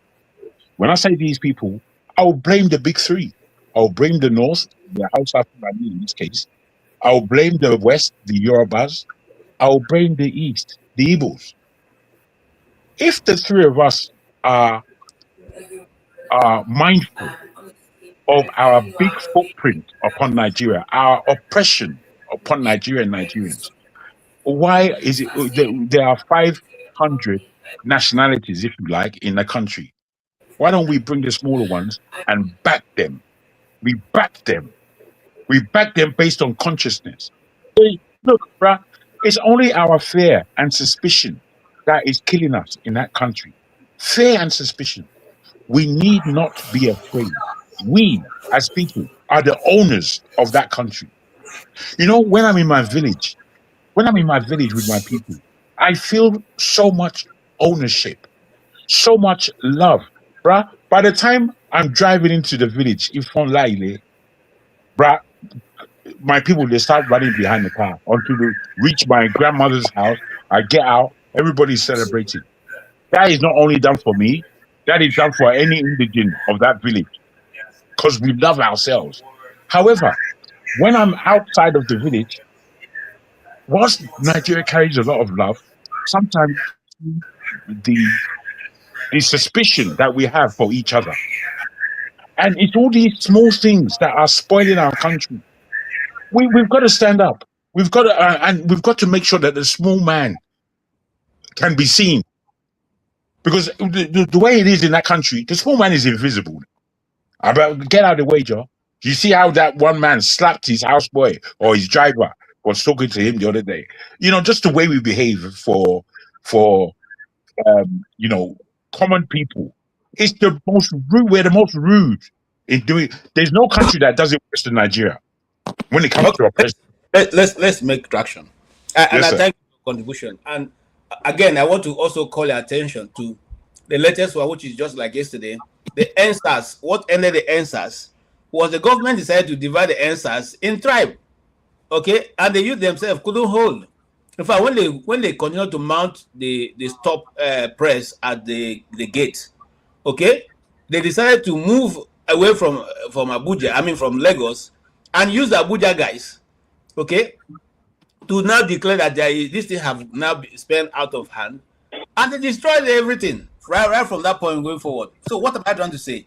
We need to be more strategic than what we are now if that move is going to work. But I tell you the truth, looking at Nigerian politics, it will just be that they will find one group to blame for trying to run down that other government, that person's government, and that will be it. There will be heavy high-handedness from government's portion quarters to deal with that group that is suspected to be the one trying to bring down that government.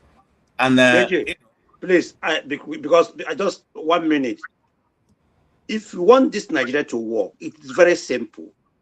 But those people who are benefiting from the society, they don't want it. For example, when Buhari was the president of Nigeria, we are talking about restructuring. Everywhere was restructuring. In fact, there was a campaign restructuring. What do you call it now? A handshake across the Niger. Everywhere was restructuring. Now, even the North, they refused. They said, no, it is why always when we are in the government, you start this restructuring something. The current vice president even opened his mouth and said, restructure my food. What are we restructuring? Now, the Yorubas, now that they are now gotten the power, all of a sudden, the restructuring is no more in Nigeria, a topic. That is the deceit we have in Nigeria. If you want to make Nigeria work, why not we stand on one thing and say, okay, this system we have been practicing since the independence of Nigeria, or let's say since we got power back to power from the military. Why not 25 years is not working? Why not we sit down and restructure the system, make it constitutional, that every geopolitical zone must produce a president or a vice president. Make it a constitutional, very simple, than going around all the system. Okay. Next year will be another election. Okay. In 4 years' time, we'll be talking about another thing. They are not serious. They don't want to make Nigeria work. Okay. They beat the cabals. They don't want it. If they want it, Nigeria is very simple to rule. Make everything constitutional and rotational. Simple. Okay. Thank you so much. You all have been wonderful. We are going, really fast. Ovie, if you can wait for me to talk to Tony. If not, you can take 3 minutes. If 3 minutes is good enough for you. If not, I'll talk to Tony before coming your way. No, let Tony go. Let Tony go. All right. Mr. Tony, you're welcome. I also welcome my brother Maska and my brother John Abba, and welcome back. Stay humble. Right. We have been dealing with the issue of what Mo said. So you can circle to what Mo said and then bring his thoughts into bear to what you're going to say. Or is the politics going to favor people like Mo who apart from being very strategic, yet have no firepower when it has to do with war chess, which is most what Nigerian politics are used to constantly remain people like Ojus Okalo in power. Will Mo be able to match such people at the FCT, especially where we have a madman called Mr. Wike running amok in the FCT? What do you think is going to be the strategy that someone like Dr. Mo should apply in order to overcome the obstacles before him? Thank you, KJ. Greetings, everybody. My brother Ovie, you live long, you live long. Thank you so much. I don't listen to you. I think if like say today, do that thing because you're sharp. Okay, and greetings to those in the comment section. First of all, Mo is running against about 16 candidates. And it's not going to be easy. But one thing that gladdens my heart is that he's starting from the grassroots. He didn't go for House of Rep or Senate, as we see Wike, trying to help his little boy who just came out from school, who doesn't know anything about politics. So sad. But I think that he has associated himself with Obi for so long. So I think that there is an example that he can copy. First of all, when we say that there's a system, unfortunately, there's no system in Nigeria. Because if there's a system, we won't have the impunity that we're having all over the place. We won't have profligacy, we won't have all kinds of nonsense that's happening. That's not a system, because what we see is not a system. It's absolute chaos. But we see someone who is trying to put a system. I want to use Governor Alex Otti as an example. First of all, you look at the circumstances in which he became a governor. He had tried previously, he failed for whatever reason. And then, this last time that he tried, thank God for Professor Nnenna. He would have been denied again. So it tells you a message that once you have a vision, you must keep fighting for it. Okay, once there's something that you are determined to do, you must stay focused and you must stay ready to fight for it. Okay, we saw it even with Buhari. Not a fan of Buhari.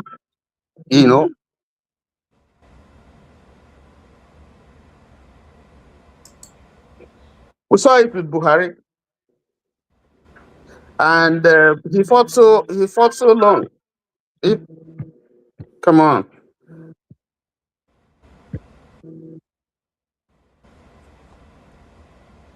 Sorry. We saw it with Buhari. I'm sorry, and he fought for a long, long time until he came there. So there's something that our politicians have to learn, and that is the fact that you have to keep on it. You don't have to be discouraged. That's the only way you succeed. But having said that, let me just use Alex as an example. Today we hear 3 former governors from the state, gang up against him, one of them saying that he will retire. And why are they saying that? In 2001, Governor Ojikalo signed the Pensions Act for governors, retired governors, for retired and their deputies. And that law, which was signed and endorsed by the State House of Assembly, empowered the state to pay 100% of the annual basic salary of the incumbent governor to ex-governors. So as if you receive the same entitlement and benefits as if you are a serving governor for life. That includes a house or houses in Abia, in Abuja, cars, benefits for servants, for wife, for dependent leave, medicals, and so on and so forth. That will be paid to them, just if you have served for 4 years or 8 years. And meanwhile, there are pensioners since 2014, who have retired and their outstanding benefits have not been paid. But the ex-retired governors must be paid. And this man comes to say, no, we have to put a system in place. And if you serve for 8 years and you moved on to become a senator, you cannot be being paid as a senator and also be receiving this thing from the state. It does 36 years somebody has served, and someone who has served just for 8 years or 4 years comes and is receiving, something for life that we don't even know, we can't even calculate. I think that is evil. That is criminal. So for people like that to gang up, to say they want to pull the governor down because he's trying to do the right thing, I find it extremely disturbing. And so he's putting a system in place, and people are seeing it and they're testifying to the good work that he's doing. So when you see the problem is when you see people like Omar Zokara is saying that it's not possible. It's possible because Oti has demonstrated that it's possible for us to make things to work if we're focused and if we're determined, and no matter the threats that are coming through. So I think that for our brother, Mo, Oti should be his guide at the local level, at the grassroots level, He should have focus, he should be determined, and he should be ready to serve and to stand whatever obstacle that is standing on his way. And ultimately, with time, the people will see it. And so all these things about structure or no structure don't matter. For me, it doesn't mean anything. It's your vision and your determination to fight through and to make sure there's success. That's what I just want to say. Thank you. All right, thank you so much, Tony. And I like what you said. And I also want to address those who think Dr. Mo is not a pushover. Dr. Mo is, he's just framing to be nice. You can see. I will qualify who Dr. Mo is by an Igbo adage that says that eruo eba na hummo ma hummo, at least you can go to in other words, if you get to a place where they see ghosts and you don't see ghosts, at least you will get small what do they call them, goose pimple on your body. If it gets to the time that Mo has to prove that he is who he is, when I go see now, I know him properly and he's a very nice gentleman, but he also, when he gets to taking the bull by the horn, he doesn't shy back. I know some of the work he has done, even though it's in a different department, but I know some of the work he has done, and he's quite popular in Abuja. I have two people I know very well running for this thing, but Mo is the person I would defer to more than the other people, because those other people decided to deviate and join the ruling party to get some of the largesse. And since they joined the ruling party, they are no longer talking what they should be talking. So I can say without any contradiction that Mo is of a different breed, and he has a lot of political gladiators who are no nonsense behind him. All right, having said that, let me hear from Masker, and of course go on to hear from Janaba, and stay humble, and then I'll go to my brother Dr. AYA, the guy who is promoting the governor of Edo State. All right, let's hear from you, Masker. I don't get another project now. I get another project. Okay, we'll talk about that when we'll get your turn. All right, Masker, go ahead. KJ, you normally do your framing, so what's the frame? No, okay. Now we are not framing anything right now. We are discussing the fallout of Dr. Mo's interview, and what is the best approach that can help him, be able to break through this crocodile infested waters of the FCT with a man like Madman Nyesen Wike, who has decided to say that whoever is coming, we have to face him and all that. So you live, FCT, so you know the AMAC Municipal Area Council and the kind of people that are around there. What is the obstacle you think that he is going to have with what is coming with?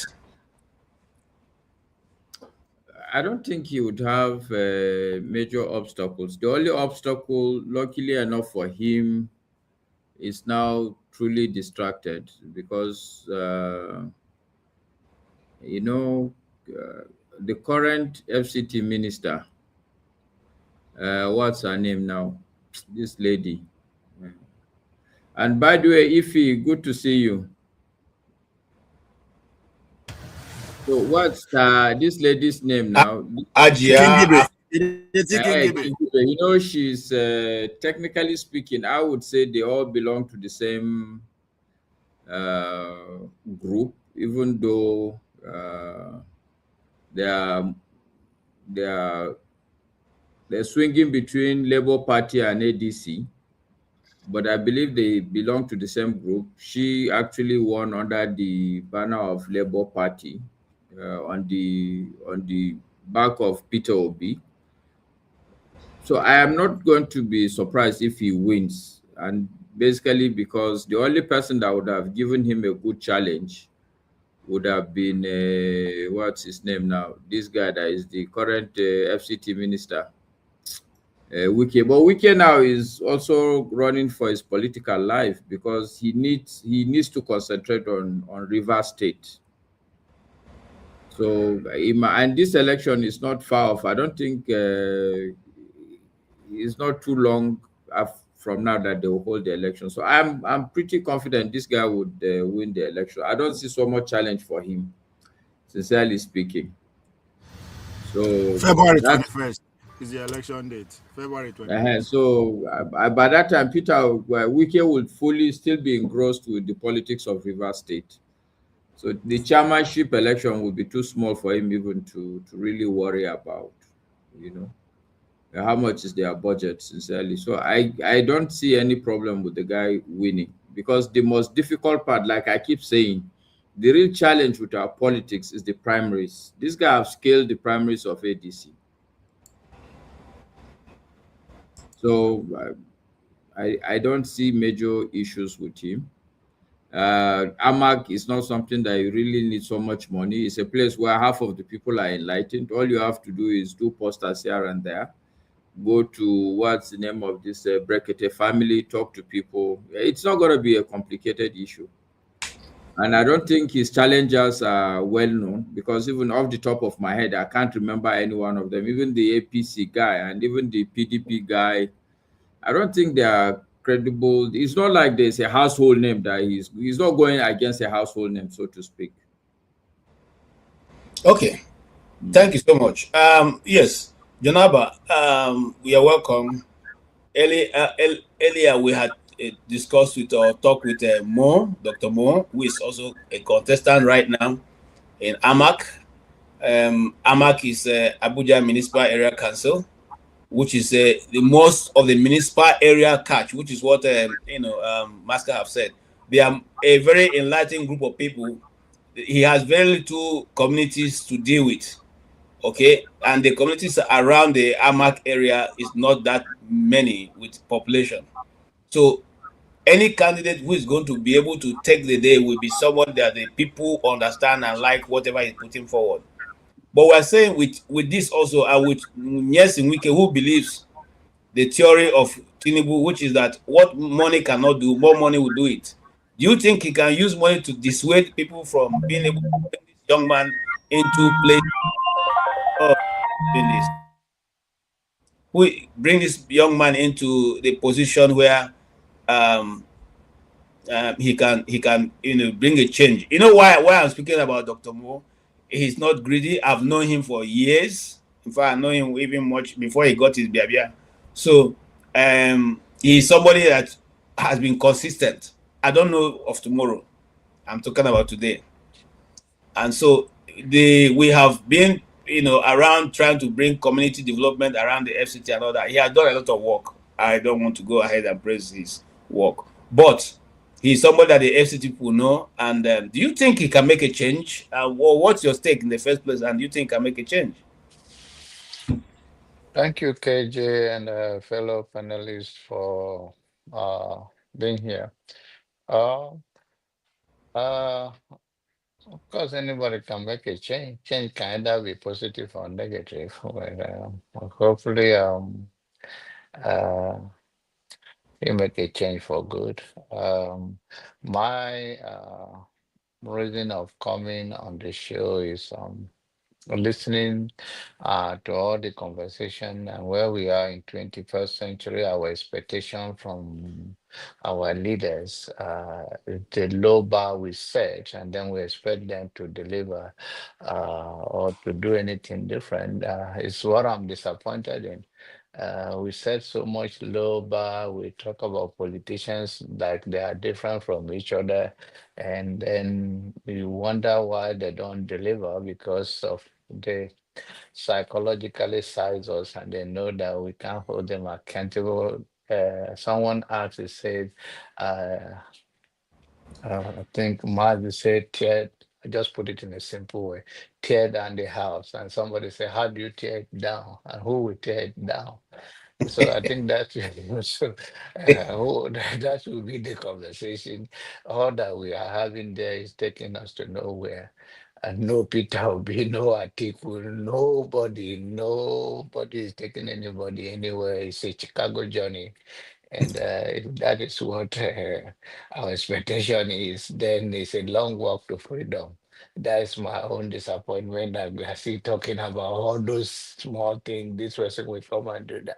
It's one of us that become a politicians. And if we have this mentality in 21st century when the world advanced to a certain degree that we are still playing catch up, where our infrastructure is, even the one that was built is decay, is not working. Hospital is like a mortuary. Flying is like you're on life support. Road is a death trap, and citizens are just expecting once politicians. No, it's a citizens that rise to the challenge. And how did they rise to the challenge is the question. And if you rise to the challenge, what do you do that make the politician fear the consequences of the citizens' action against them? What will they do? And when we are all playing the game of somebody dying going to heaven and somebody dying going to have more vision on the other side, then it's a long walk to freedom. I think we need to change our approach from this low mentality of low bar expectations, and then they will now know that the citizens are serious. Um, I hear people say antecedent, go check antecedent. Which antecedent that one governor, one president have in Nigeria that is taking us from point one to B or point one to two? And why did they do that? Because they know they can get away with it. And that is the game that we are playing. I belong to this party, or this person change is going to help in one way or the other, or it's my turn. That is the game of. So to me, I hope that we can rise to the challenge of holding them accountable, knowing that if they behave somehow, there will be consequences, but not like, oh, this person is doing well. No governor in Nigeria is doing well. Nobody on their, it's not their money. But when the citizens don't do their basic rights and they are praising somebody simply because they do a little better than the other without doing at all. And that is the expectation we have from our elected official or choosing officials. Then it's a long walk to freedom. I think we should take it further, and then they will be afraid that if they go that way. America, regardless of what you think, citizen can die for ordinary person can die for the nation until we are ready to die for what we believe in and hold them accountable that we can lay our life down to say enough is enough. There's no way forward. Thank you. Thank you so much, John Abba. And that's straightforward. And we have said on this panel again, and I believe it so much.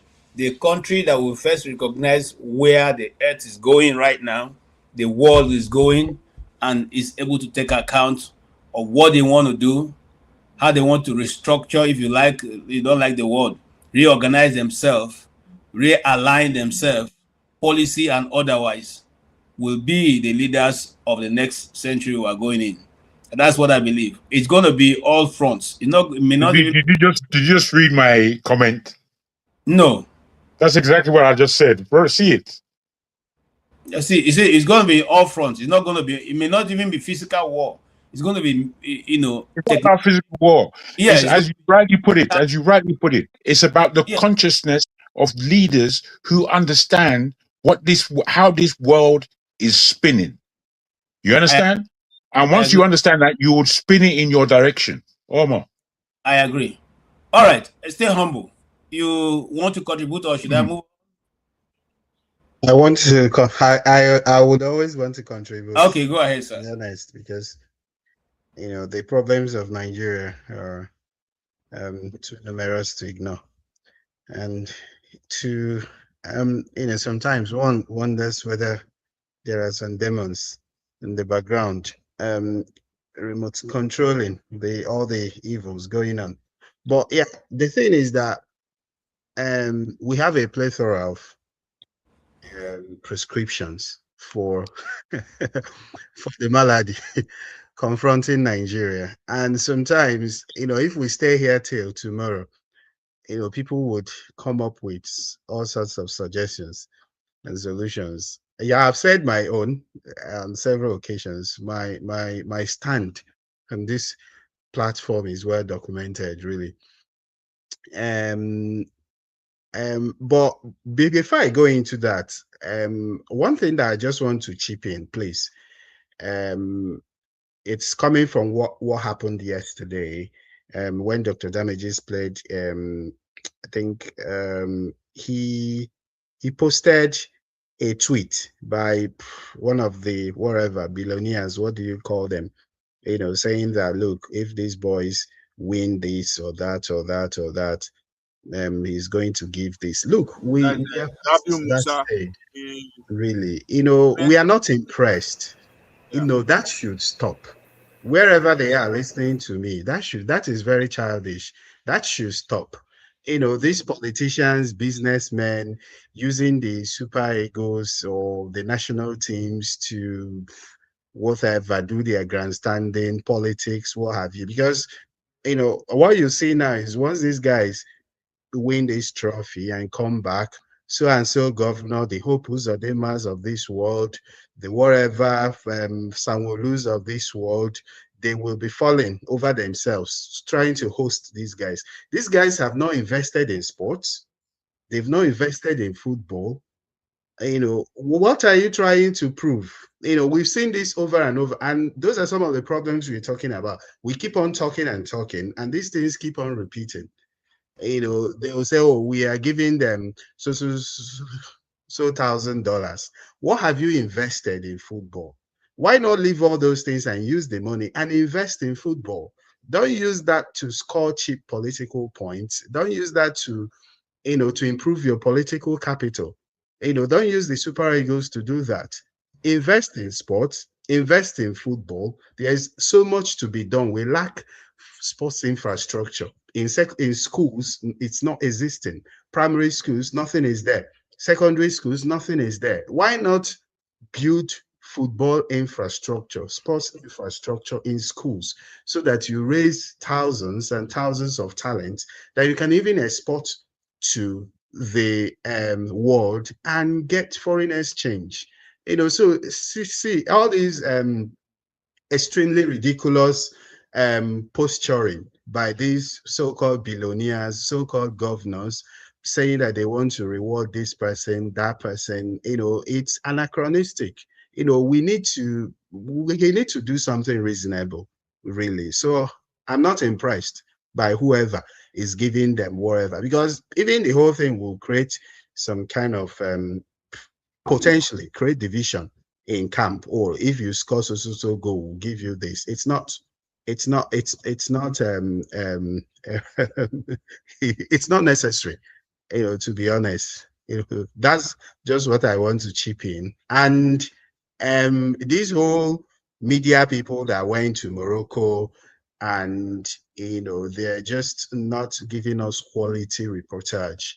They're just going there to create content, and usually after the matches, they will just line up and be interviewing these players, and these players, most of them will be on the bus waiting endlessly for these interviews to finish, and they will be starving. I've seen the videos. That's not again, that's not reasonable. That should be addressed, and that should stop. When these guys finish playing, they should be very, very brief with whatever interviews they are doing, and then go back to the hotel and eat, so that they don't stay there starving. Whoever is listening to me, whoever is responsible, should take note. Now, back to the issues that we are talking about Dr. Moses. But I'm very, very happy again that he is starting from the grassroots, and I believe that will be a very, very apt launch pad for him to show what he's capable of doing. And again, if he manages, if the demons of Nigerian politics, allow him to be, he will do well. I believe, really. And then finally, about all this, your suggestions, Mr. Jago, they're very, very correct. I would say, what I would say is this. Sometimes, like someone chipped in earlier, that when you want to galvanize the people to say, look, we want a stop to these things, they will add some religious, ethnic colorations to those things, and the whole setup will crumble. So that's why I always advocate that, look, if we do not address the issue of Nigeria, Nigeria will balkanize into several groups in a very, very chaotic way. If we want to achieve very, very prosperous nations out of Nigeria, because you cannot ever convince me that this British Nigerian project is heading anywhere. I told them when we were in first year in 2010, I told my classmates that Nigeria was not going anywhere. This is 2026, about 15 years, and they can see, even those that didn't believe me, can now see clearly that we are not making any progress. We are deteriorating. So for people to come together, sometimes it's really difficult, especially our brothers in the middle belt who still believe that, oh, this Nigerian project is the best thing after jollof rice. And some of them have come here to even confirm that. The other pastor that came here the other day and one Haruna Goro, they still hold on to this false narrative that it will work. And then the people you call the minority, especially in the South as well, they still believe in the so-called Nigerian project. What I would prescribe, and I've always prescribed, is that people should come together. The Nigerian people should galvanize themselves and come together and discuss how they want to exist. That is it. Any other thing apart from that is just a ridiculous waste of time. Can I just come back on that? A touch. Just a touch. Okay. Just a touch. Just a touch. Yes, indeed. Thank you, KJ. Stay humble. I hear you. Normally, you do make mentions of, as at last year, of many things that I may disapprove of. When you said that you had no hope about Nigeria, I understood it, but I wanted you to suggest what you do see, and you've just said it now. What you do see, you see a country like Nigeria that can break up into as many pieces as it may have to, and create nations out of these breakages. Mio, I don't see that at all. I see if that happens, that's a disaster for Black people, Nigeria, Africa. A disaster. We will just be picked off like fleas. When I say we need to stop, I mean exactly what you said. Nigerians need to come together for a serious conversation, the most serious conversation in the world, in the African history. The most serious. I'm not here to play. We can't be here to play and make all these polite suggestions and speak so me. No. This is a time of urgency. And Africa, if we just look at Africa, just take your own time, look at Africa across the board and tell me where the urgency is. Tell me where the active minds are. Because that's what I can't see. I can just see repetition, bringing back nonsense into our fore. This is the hopelessness that you admit that you see. This is the hopelessness that you speak of. Okay, let's move on, Diego. Thank you. Okay, sir. I really, KJ, if I may, I need us to have a more serious conversation. I need us not to be putting things forward. I need us to start with a premise that galvanizes us here. We're talking about galvanizing a whole nation of 230 million. We're not even galvanized here. Everyone just spewing one thing or the other, going nowhere, bruh.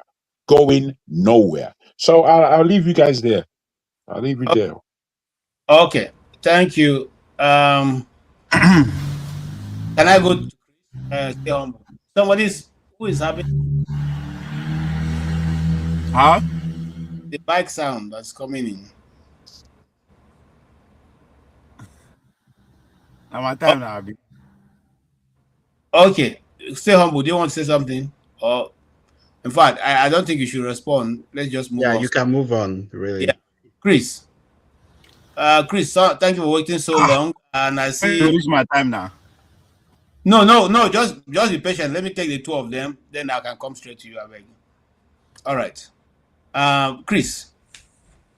Yeah, thank you. I hope you can hear me. Yes, I can hear you clearly. Okay. The topic that we're dealing with, Jagu seems to think we are not galvanizing enough. Is there any topic you want to suggest, or do you think you can make good of this topic?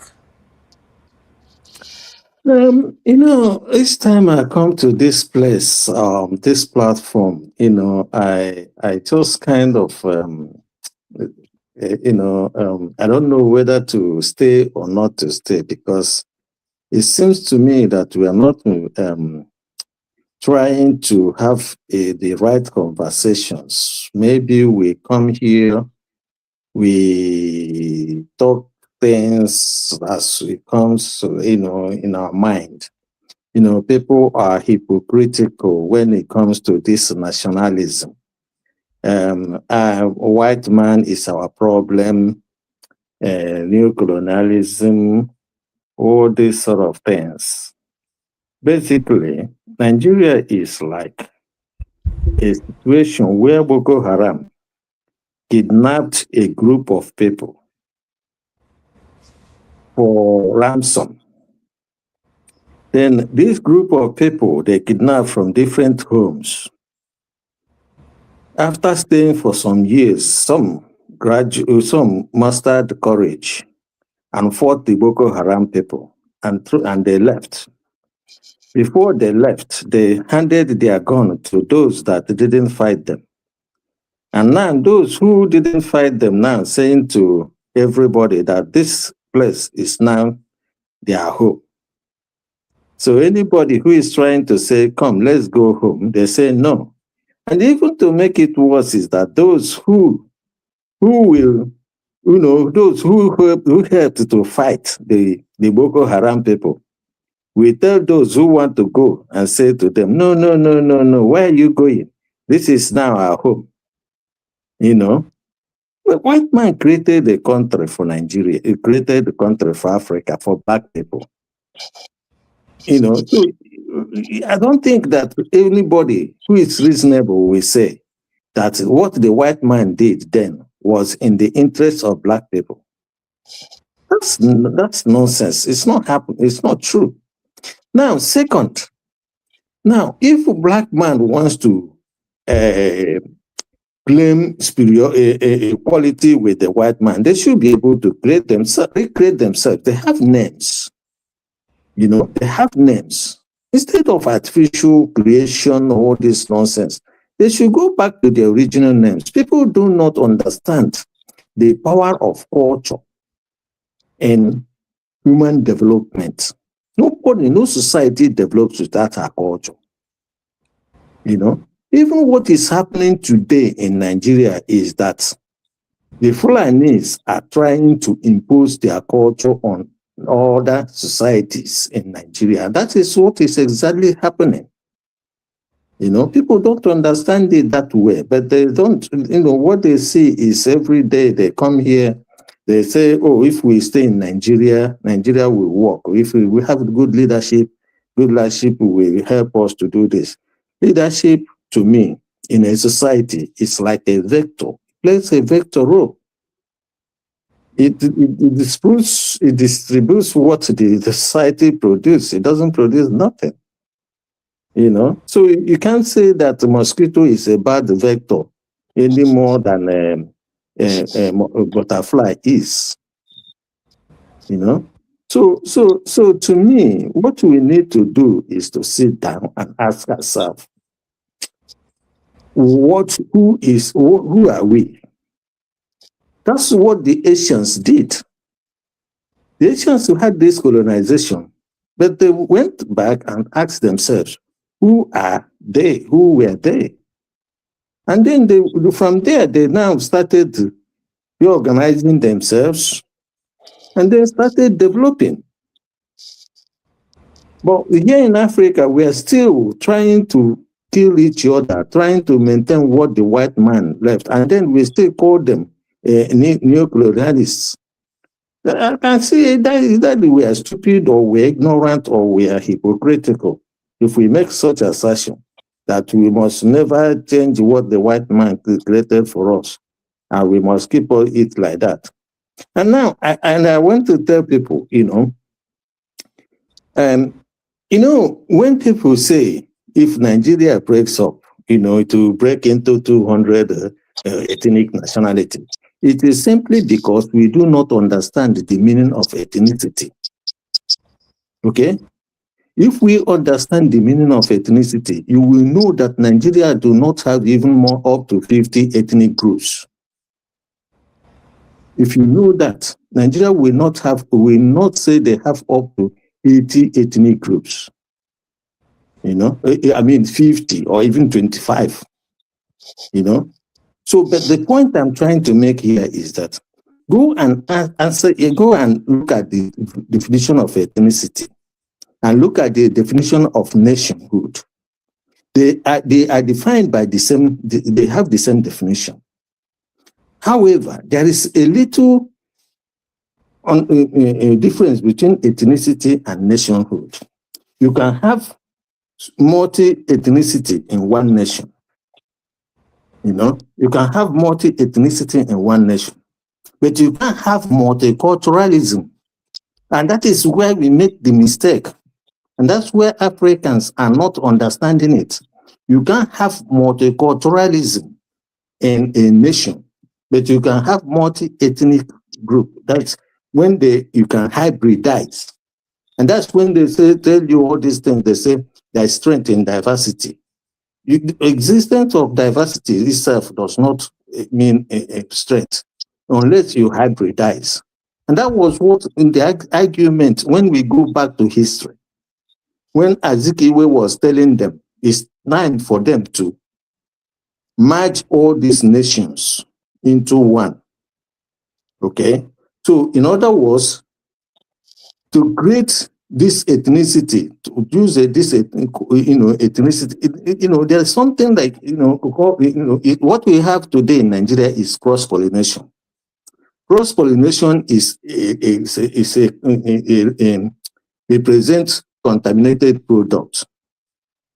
But what actually we need to have if we want to have Nigeria or want to have all the nations and all the nationalities in one is to have what we call hybridization. Hybridization is a program that you regulate, okay? You select the criteria, the characters you want to maintain, and then remove and throw away every other character that you don't like. So country like America, for instance, is a hybrid nation. It's a hybrid nation. So people will go out there and tell you, well, America is a multinational, multi-ethnic. Yes, but they are not multicultural. The difference is multicultural. You cannot grow without your culture. If you don't understand the meaning of multiculturalism and multi-ethnicity, then go and understand it. If you don't understand the meaning of ethnicity and nation, go and understand it. And that's where we are making big mistakes, because we call Nigeria a nation. Nigeria is not a nation.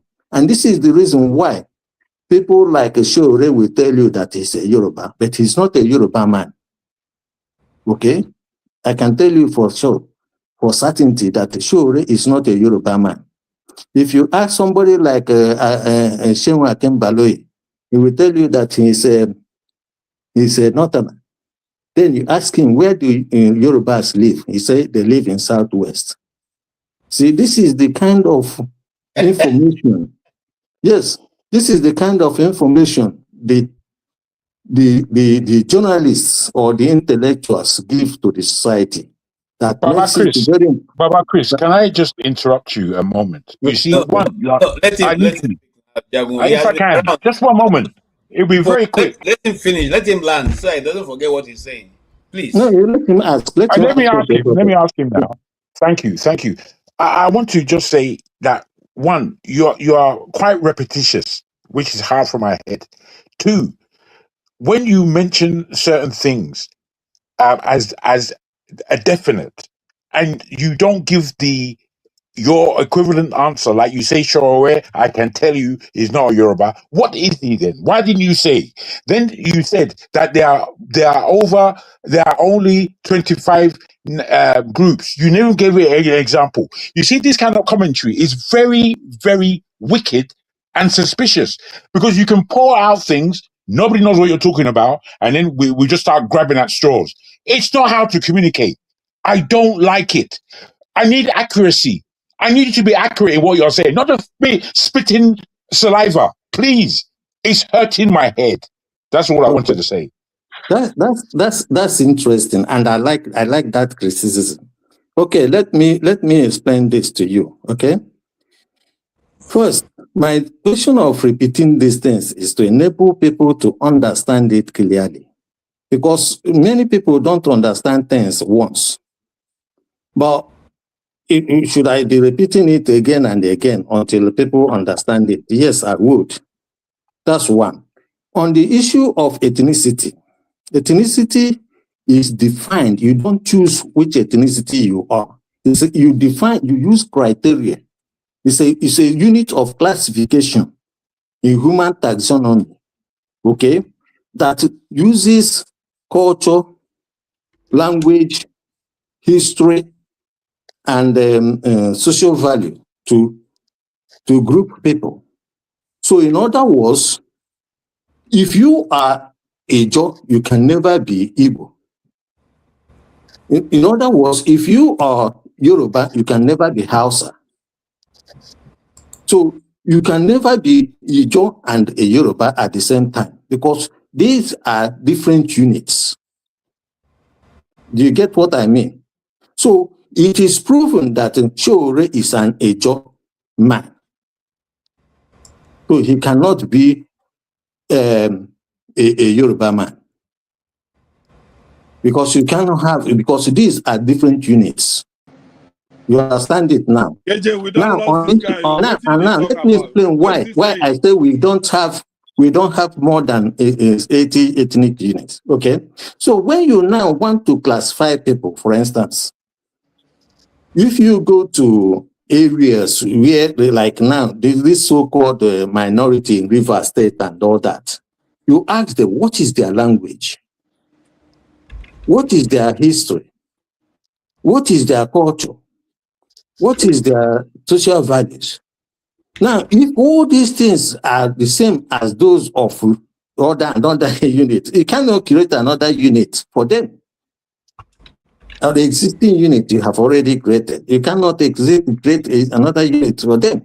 So, in other words, you can see that when people like, somebody from Ndoke, for instance, will tell you that he's not an Igbo, or if somebody from Aniocha will tell you that it's another ethnic nationality, you'll be asking yourself, do they truly understand what is ethnicity? How is it defined? You know, because unless you understand it as it is defined, then you will just start making mistakes, because anybody can claim that I'm Ikwere, therefore I'm not Igbo. Because you are not supposed to choose, because there's a definition for what for that. Okay. So do you speak? What is your language? What is your culture? What is your history? These are the things that will make you decide which ethnicity you belong. That's why. Now, the second thing I want to let me just make this point. Ethnicity and nationhood have the same definition. But the slight difference between those are this. One, You know, because they call it in nation, they call it ideology, which is just called social value, right? In nationhood, they say any nation must have one ideology. You can't have 3 or 4 ideology in any nation. Okay. You must be. Yeah. I need to run.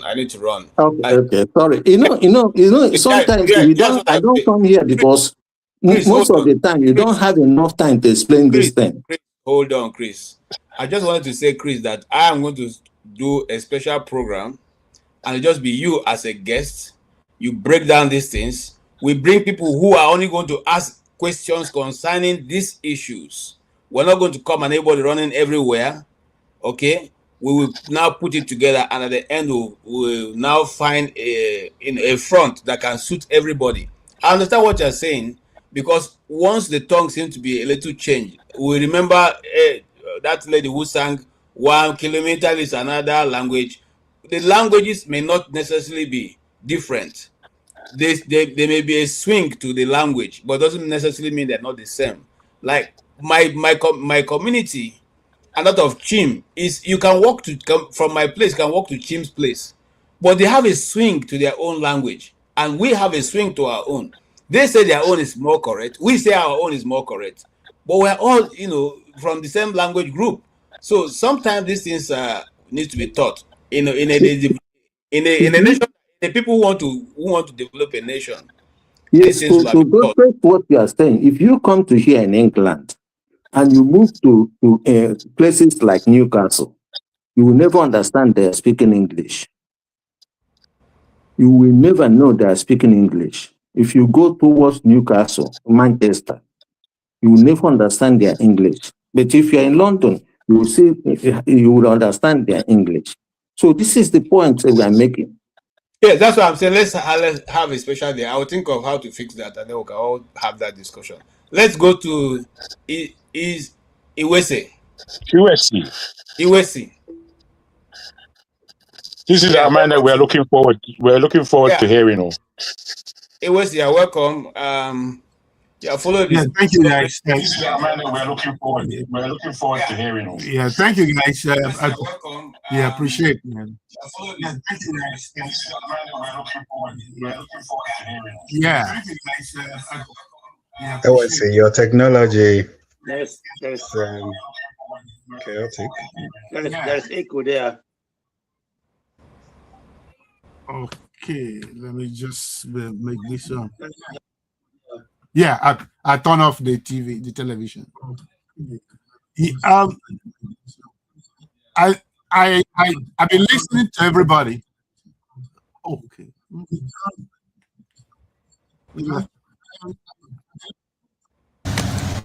Go ahead. You are okay. You are good. Go ahead. We can hear you clearly. Can you hear me? Yep. Yes. Can you hear me? Yes, you're good. Okay. I've been listening to everybody, and I appreciate the contributions. But I'll first go to refer to Jagun Uvie, stay humble, and then the grace. First and foremost, it beats me that somebody who live in England is talking about how Nigeria can develop based on culture. You can live in England, stay there, die there, collect your pension there, and die there, without for one day living in Nigeria. And what difference does it make? Secondly, the next thing I'm going to say is this. When Ovie said to people here on this platform, stop whining and complaining, what are you going to do about it? They started accusing him of saying, don't ask questions. He never said, don't ask questions. I was listening to those things. I didn't want to log in. He never said, don't ask questions. You can ask all the questions you want. Then he said, at 20 years, you've lost your right to complain and whine about any situation. Jagu's country said the same thing. What are we doing? Okay, I'm going to refer everybody to a guy called Frank Zanu. I think Zanu is his name. Yeah, I know him very well. Some program that about Africans, and a lot of people might go and watch his program. So the key thing we are losing here is that even if you split Nigeria, into pieces, everywhere, everybody go to their own. You still have to take shovel. You have to take shovel and hoe to dig gutters, and then to build a water system in Nigeria where water runs in every society. We've never thought about how to build a society, and we want society to function. Nation building is not done by politicians. It's not the same. It's not the same thing. It's not the same thing. The politicians do politics, run for presidency for 4 years, 8 years, and they leave. Nation building is a long-term thing. No African country have ever considered building a nation. The one built by the white, 12% of South Africans were white. 12% of South Africans built South Africa to build like a European country. When they left, they handed it over to the black people. The black people are running it down. They are not running it up. It's not going up, it's going down. Do we need any magician or any shrink to tell us there is something wrong with how we think as black people? For black Americans to be black Americans, they have to fight their right. They were dying in the streets. They were demonstrating. We're here today. People are dying in Iran for demonstrating because they don't like what is going on. Now, for somebody who is talking about ethnicity and culture and all those things, go and look at the Cultural Revolution orchestrated by Chairman Moore. Actually, Chairman Moore said that the old cultures has to be destroyed. The old ideas has the 4 O's. Go and watch it on YouTube. So when he was building, he was hoping on building a new culture and a new thing.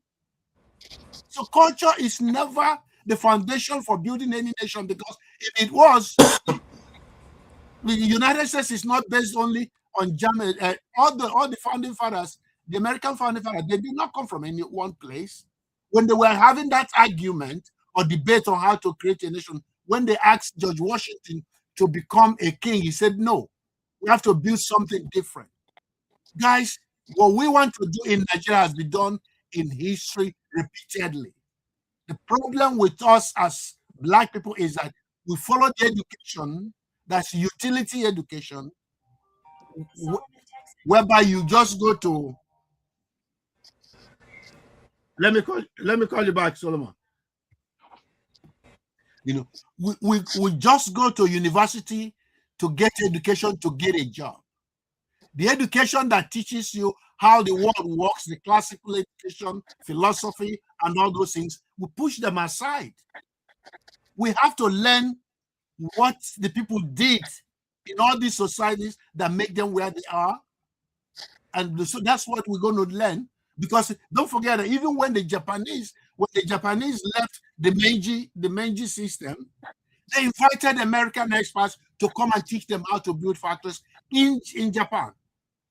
When Chairman Moore was starting before the communist system, he went to Russia and contracted with Russians to come and help them build their factories in China and help them build their railroad system and all this kind of stuff. It was there because of the collapse of that system that he started in another one, and the people were against him. The people were against it because everything is started in Leap Forward. China Leap Forward collapsed. He has to come back again and want to do it again. All these histories are there. You have millions and thousands of hours of videos of history on YouTube and all these things. What we need to do, we first of all stop complaining, as Ovies rightly said. We don't have the right to whine and complain. The only thing everybody here can do is what you're going to do about the situation. Now, stay humble. Let me answer you. You said that you don't like the people giving money to the you don't like the people giving money to players, soccer players, and everything. Fine. And you don't like it's all this is they do. Let me tell you. Let me tell you one thing. Let's assume I'm a Nigerian. I was elected as a Nigerian senator today. I know what my goal is. My goal is to steal money. And if I steal money in Nigeria, I don't care what you think. I don't give a damn who I give my money to. I can give my money. I can use the money I stole. I didn't work for it anyway. I can use the money I stole to buy a girl a Lamborghini for $2 million. What difference does it make? What am I saying? The Nigerian politicians know their intent and they know their goals. The people who are lost in the system is all of us sitting down here thinking that we are talking to them. No, you are talking to me, I'm talking to you. They are not part of us. We are discussing with ourselves. What we are talking does not have anything to do with what they know what they want to do. They know their goals. They know where they are going. They know how much money they're going to accumulate at the end of the 5 years or 10 years in their place.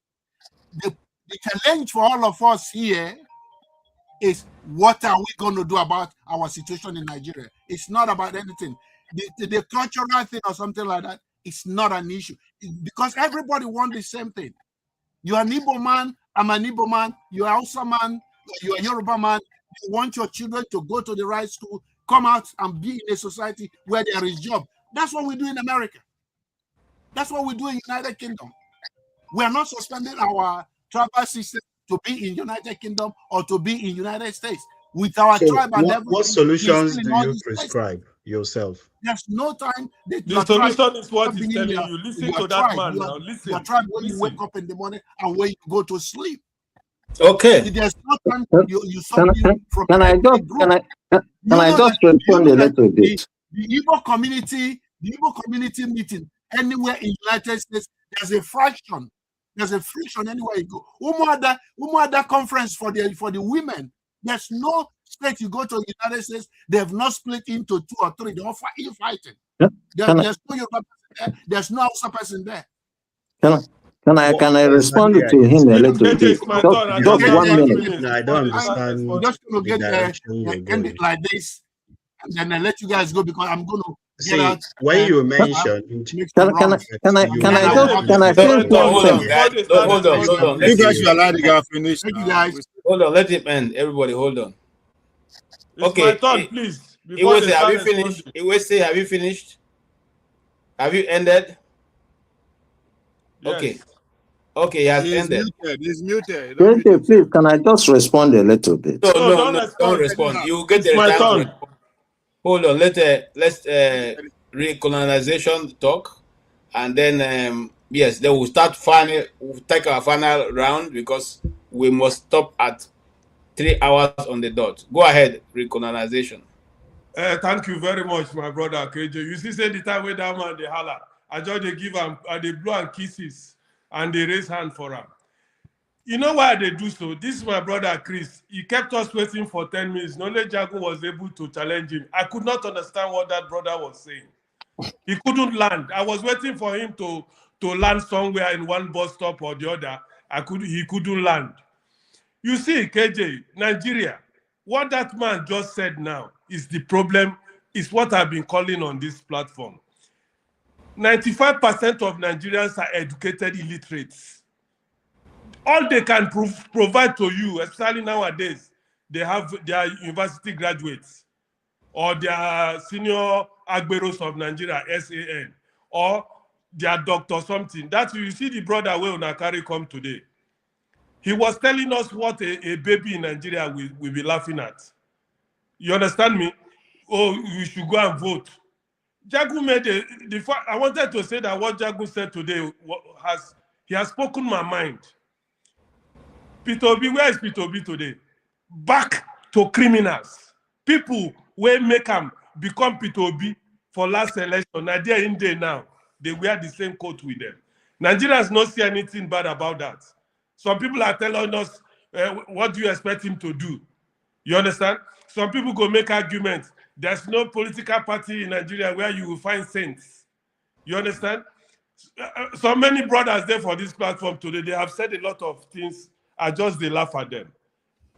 This, my brother says something. Only 12% of South Africans built South Africa where we know today.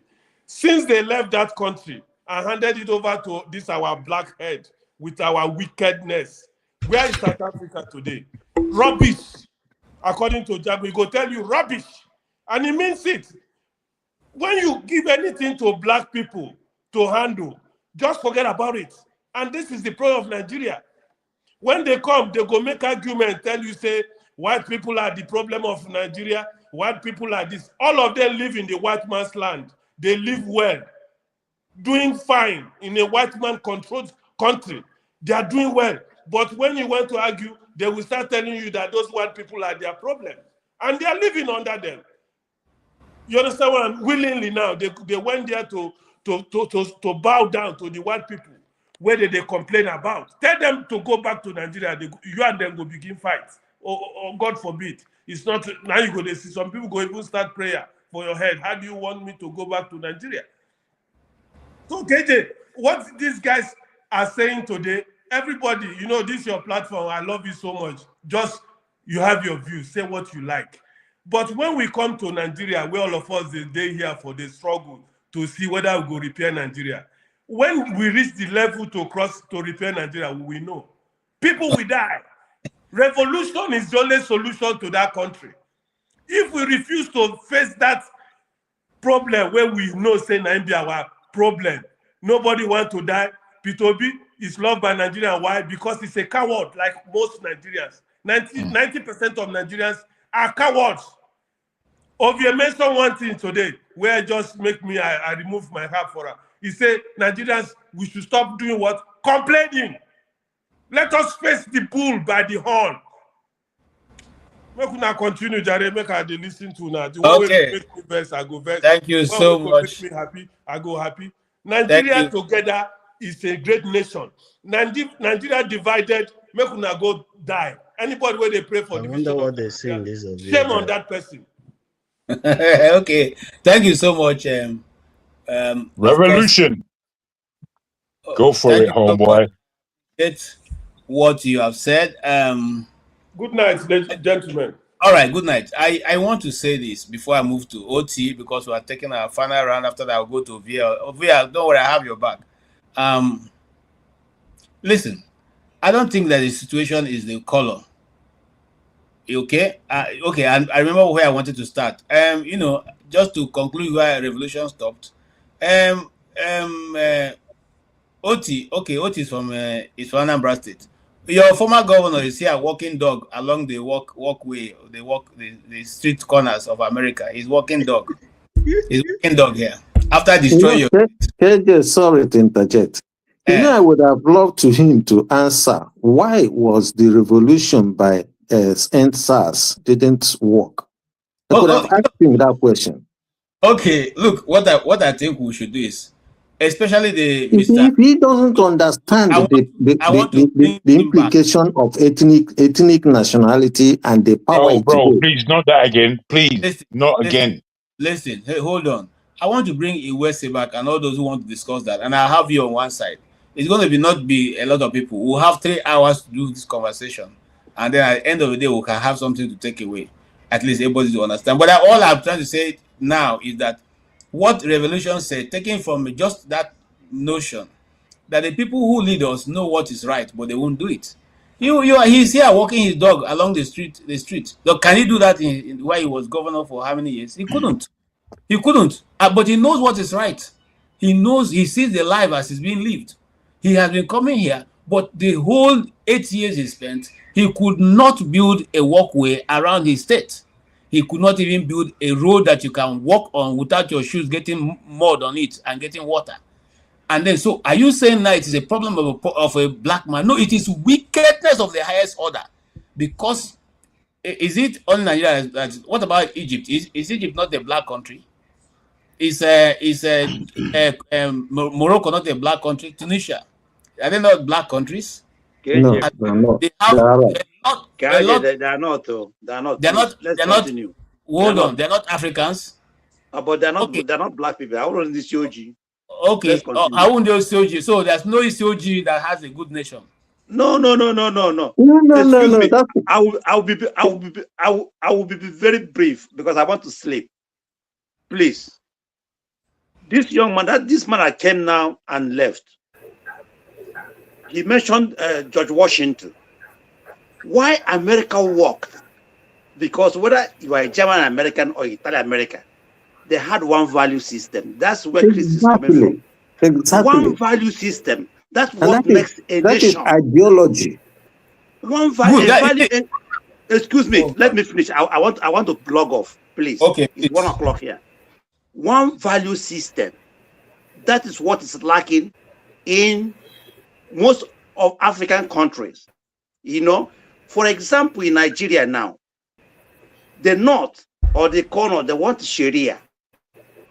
And we in the South, we don't want Sharia. So how are we going to work out, live together in this kind of people that have nothing in common? You must have something that connects you. Leave out the tribe or the language, but the value system, the culture, the custom, the tradition, you know, is very, very important in building a nation. That is why if you come to EU, that's why they refuse Turkey to enter EU, because they have nothing in common with the Turkish people. German, Netherlands, England, they are one people. Even though they have different languages, but the culture, the language, I mean, the religion, everything is the same. That is why Turkey can never be a member of EU, because they have nothing in common. Commonality, you know, culture, custom. That's very, very important in building a nation. Not this thing we have in Africa. That is why there's no sub-Saharan Africa that has running water, because we are not in the system at all. My brother, everything you're saying is fundamentally arguable. I understand where you're coming from, but it's extremely arguable. When you talk about Turkey and Turkey's history, it joins Europe and it joins Asia. The thing that you are missing is that you have to admit, and revolution was extremely clear, we as Africans are a wicked bunch. I'll tell you for why. When you're talking about we don't have running water, my father is a water engineer. He's a biochemist. He's now late. He went to Nigeria with the plans. If you come to London, you will see something called the Thames Water Barrier here. That's my dad in this London in the 1960s, 70s. We have the expertise. Do you know what also we have? We have the money.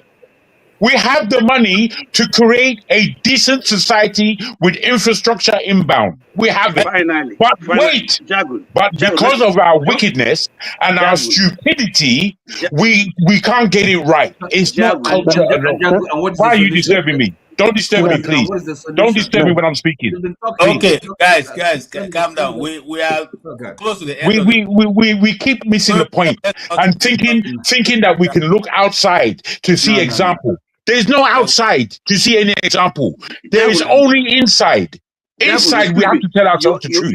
Because we are born liars, because we are born to lie. We just lie. We could look in the mirror and start telling ourselves lies. You are contradicting yourself. You are contradicting yourself because please, I don't need Tom.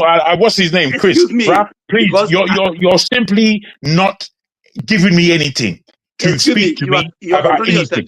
Bruh, I beg. You need to be quiet. You need to be quiet.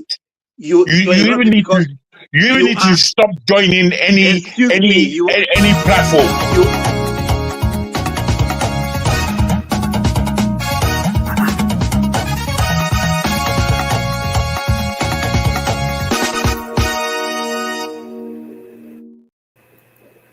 Okay, guys, calm down. Thank you, KJ. I'm cool. I'm cool down now. All right, calm down. Let's go to Oti. Oti, go ahead. Now, good evening, everyone. Jagun said that.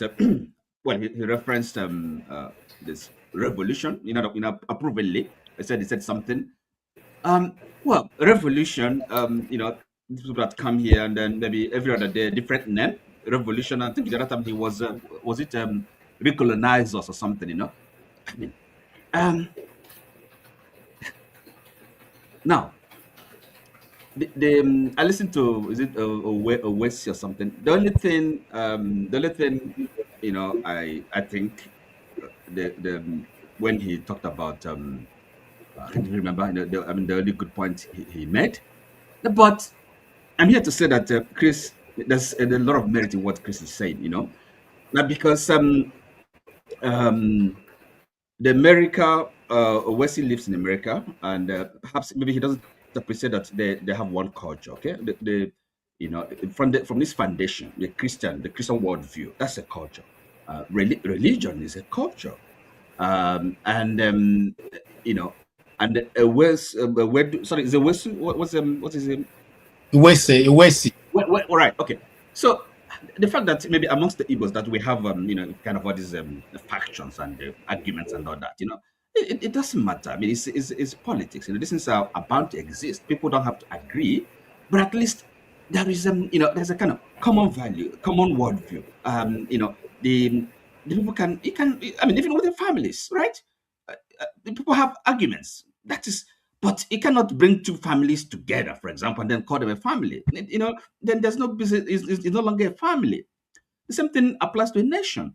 So a nationhood, you know, there has to be that culture. Even in Europe, we're talking about, you know, so they used to kind of, if like promote multiculturalism. And where is it today? And by the way, what the European countries, you know, small countries, you know, the geographical small places, they have all these countries. Why is that so?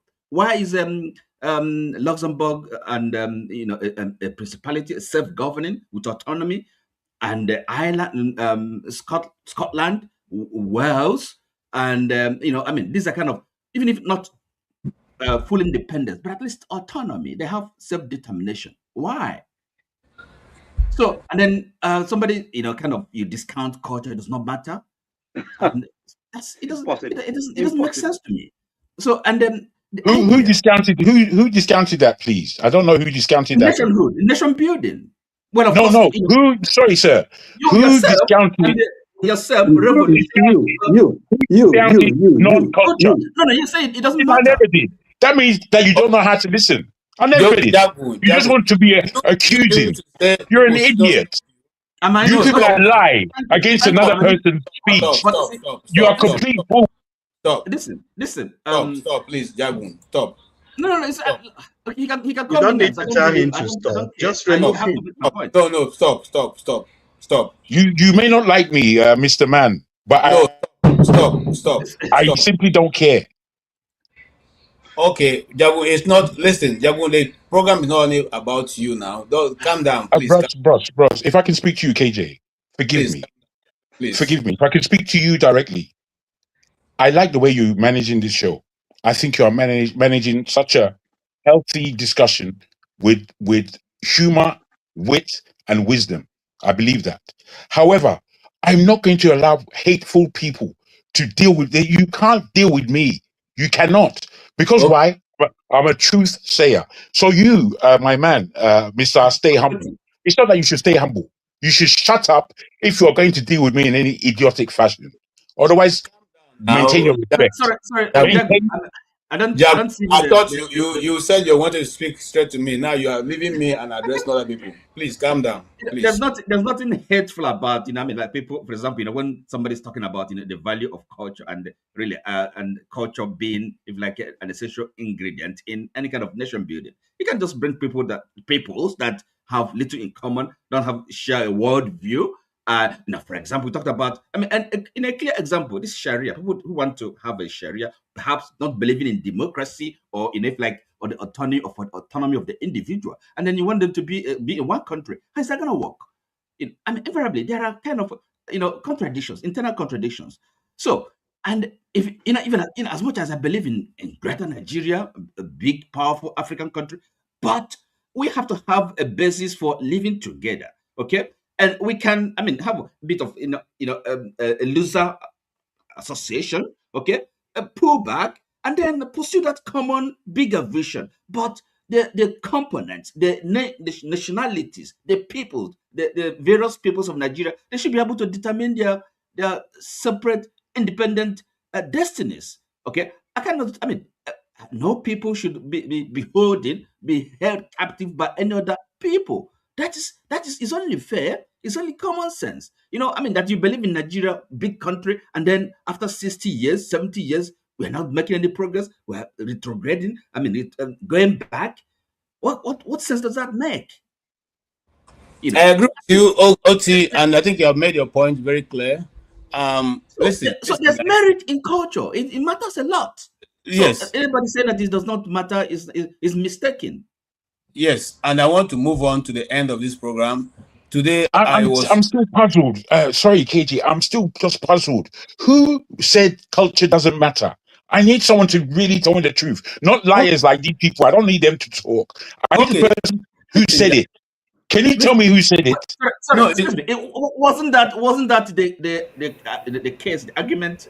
You know, I think he's a doctor. You know, he was making because he actually countermanded the presentation Chris was making. You know, so I mean, he disagreed with him. He said, no, there's nothing culture. It doesn't matter, you know. So and then gave example of America and all this, but he forgets that America has a common culture, which is based on Christianity.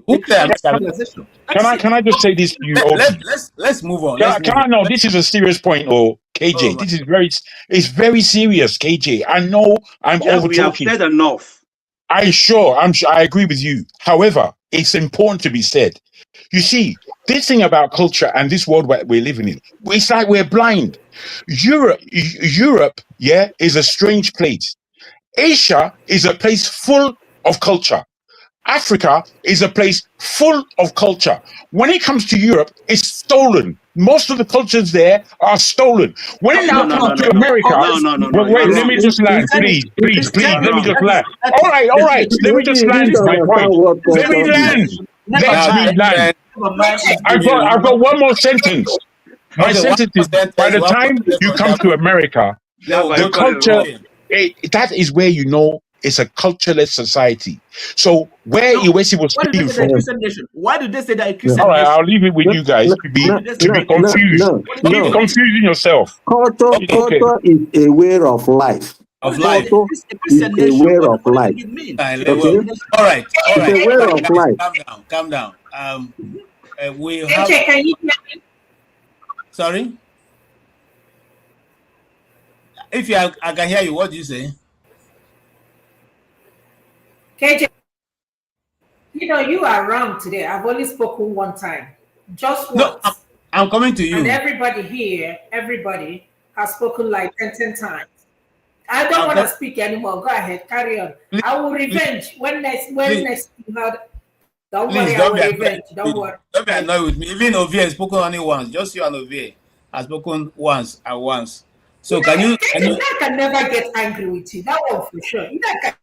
Thank God, I'm so blessed. Thank you God so much. Okay, please, if you make your comment. Your video is actually ceasing. Can you hear me? Your video is ceasing. That's fine. I mean, no. Go ahead. I can hear you. Can you hear me? Mm-hmm. Yes. No, I don't have anything to say. I will revenge. Don't worry. Not today. Okay. Thank you so much. Ovie, fire. It's been a hectic day, I must confess. It's not what I expected, but God is helping us to the end.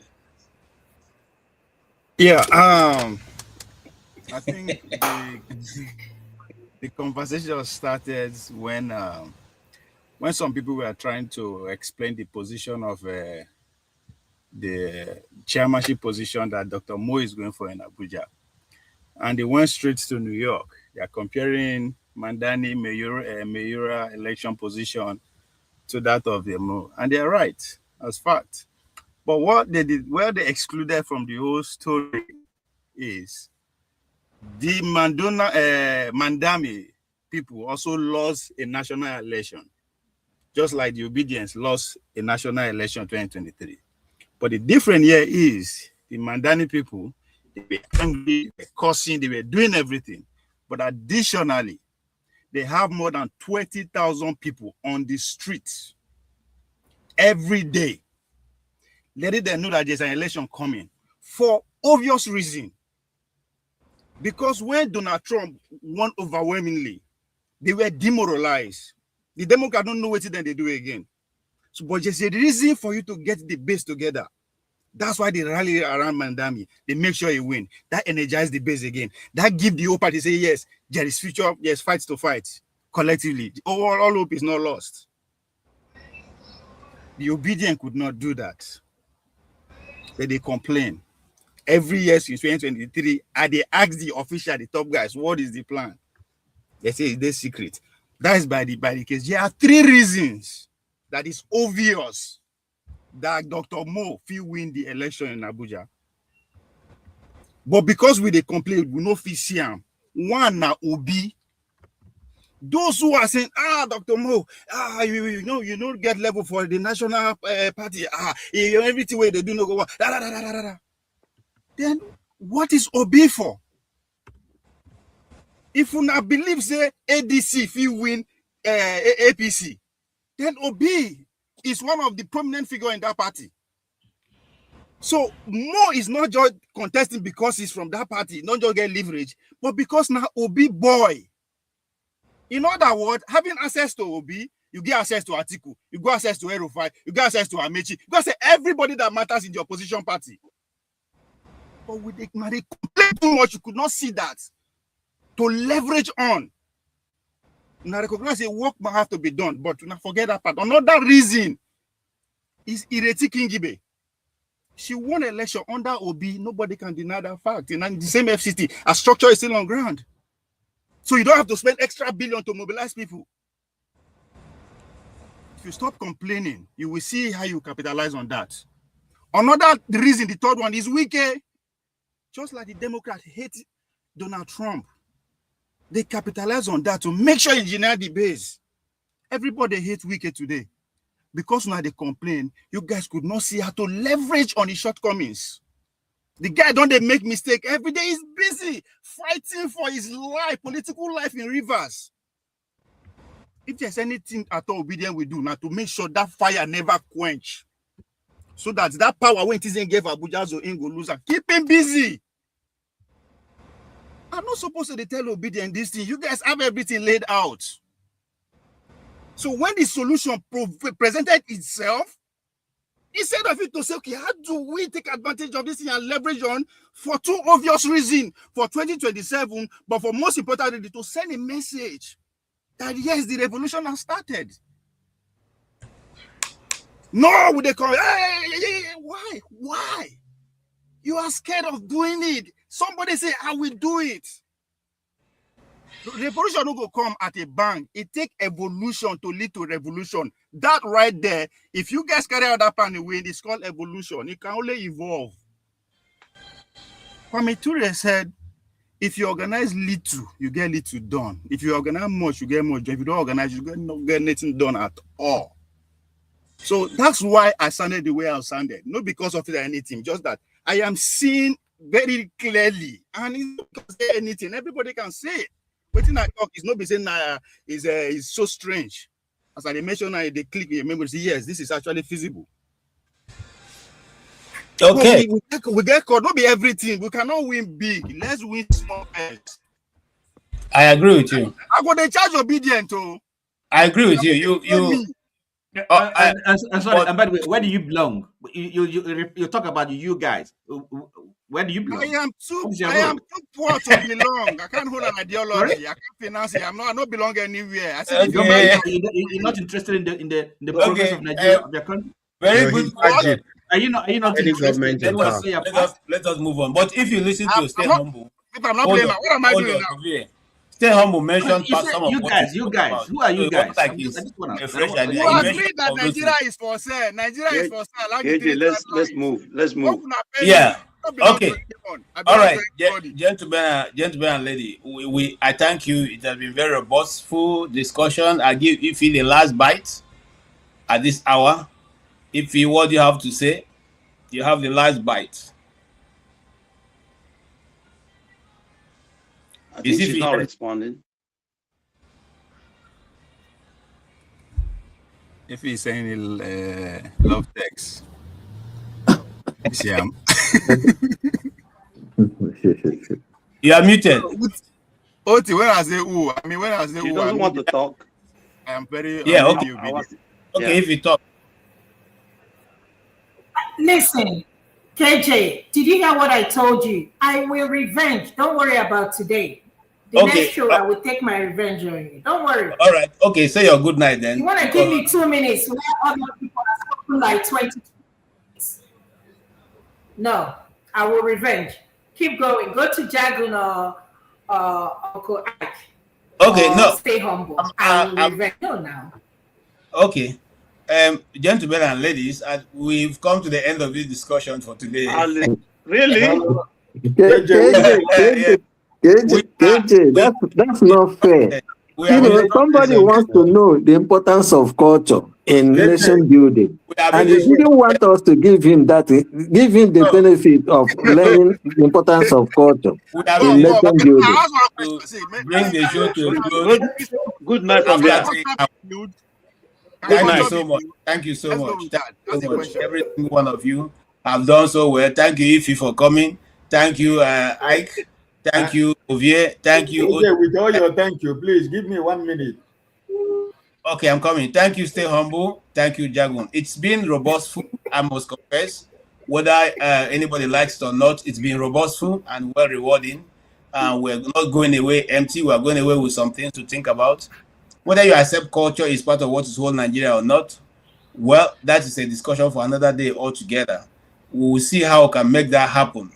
Then we can have another meeting on that. Ike, you want to say something real quick? Because, like I said, Dr. Damages are giving us instructions. It has to end after 3 hours. And I'm 3 hours, 6 minutes now. Okay. Real quick, what if you want to say something? No, Uncle Ike, no. Next show I will revenge. Don't worry. Okay. Okay, real thing I want to say is the 3 things that Ovier mentioned. Ovier, I want to thank you, but also I want you to know that those 3 things is on play. You can never continue to make the same mistake every time. So I thank you that you are following really Nigerian politics to the ground. And I want you to know those 3 things you mentioned is a complete package of what we are hoping that Dr. Mo will be able to win the election in Abuja. Thank you for seeing that, because a lot of us did not see.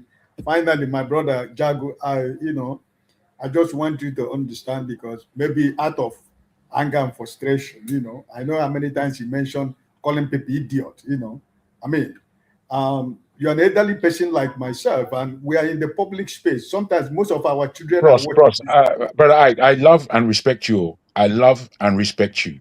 However, I will stay myself. If people come across stupid, I'm going to tell them that's what they are. Please continue, but please, lecturing me is pointless. As you said, I'll be Big Baba now. So I know they hear nonsense again. I don't have time for it. Okay, we need to end. Instead of blaming Jago, you should blame KJ, because if I were him, I would remove. We know your bastard nature now. We know the nature that you have. You have a nature that is not. It's not full. You're not full. You're one of the liars. You're cowards of the nation. You are one of the problems of the nation. No. We don't end like we that. know who he is, Joe. No, stop. Damn fool. Please. Ekpini, me change. Ekpini, Omo. Please. All right. I thank you, KJ, for a marvelous job. Because this wasn't easy. What we've just experienced today was not easy, and I really doff my cap to the way you managed everybody, including me. I'm part of the panel, and you treated everybody with the respect I think they deserve. So I want to thank you. Thank you too. I thank you. I know that sometimes these topics can be very, emotional, especially in a country that's fragmented in so many ways, and individuals with different ideas and different culture and different upbringing. Look, when I got to America, one of the things I was forced to follow is that somebody can insult you and you can't do nothing about it. He can tell you, and again, there's something they say here: you stand your ground. I mean, whether you like it or not, the person stands his ground. And it's so difficult because for us, we normally will not have that kind of confrontation with people. We will back down or just walk away, because for us that is a humble way of doing things. But in America, they simply say that you are a coward by walking away. So you stand your ground, especially when you know that you are at the right. But you see, if you the revenge of somebody, if we have to do So, an eye for an what I want to say, we all end up with no eyes if, in the community. If you continue to allow this to happen, what I would do is to write to Dr. Damages and tell him the implications of this. You are putting this platform in danger, really. How? Tell me how. Tell me how, apart from your fear. Okay. I will write to Dr. Damages. Hold on. Tell him the implications of allowing this. What I will do is to kick Jackie out if he's not. We know this. We know that. We know. You see, there was a time that I wasn't on air, and you spoke my name. You spoke my name. I wasn't even here, and you spoke my name, saying that this same thing that you're saying. And I'm wondering if you are able to listen or hear or understand. However, as angry as you may be right now with your polite dispensation, that just means lying. Yes, better go, damn fool. About to kick me off. Kick yourself off. Thank you, KJ. No, hold on, please. Me, I'm very wild, though. You don't know. Good evening, everybody. I maintain my love and respect for you, KJ, brother Ovie. I dock my cap, and I know that your supplier has engaged in much better something for all of us. Goodbye, everybody. On to the next leg. Fake news. Okay, gentlemen and ladies, as well. All right, that is the end of the show for today. I thank you all for sitting in and sharing your time and your treasure, because you are paying for your data and your time, the time of your life which you have spent this evening with me. It's not going to be retrieved. It has been spent. So, Ify, thank you so much for being here.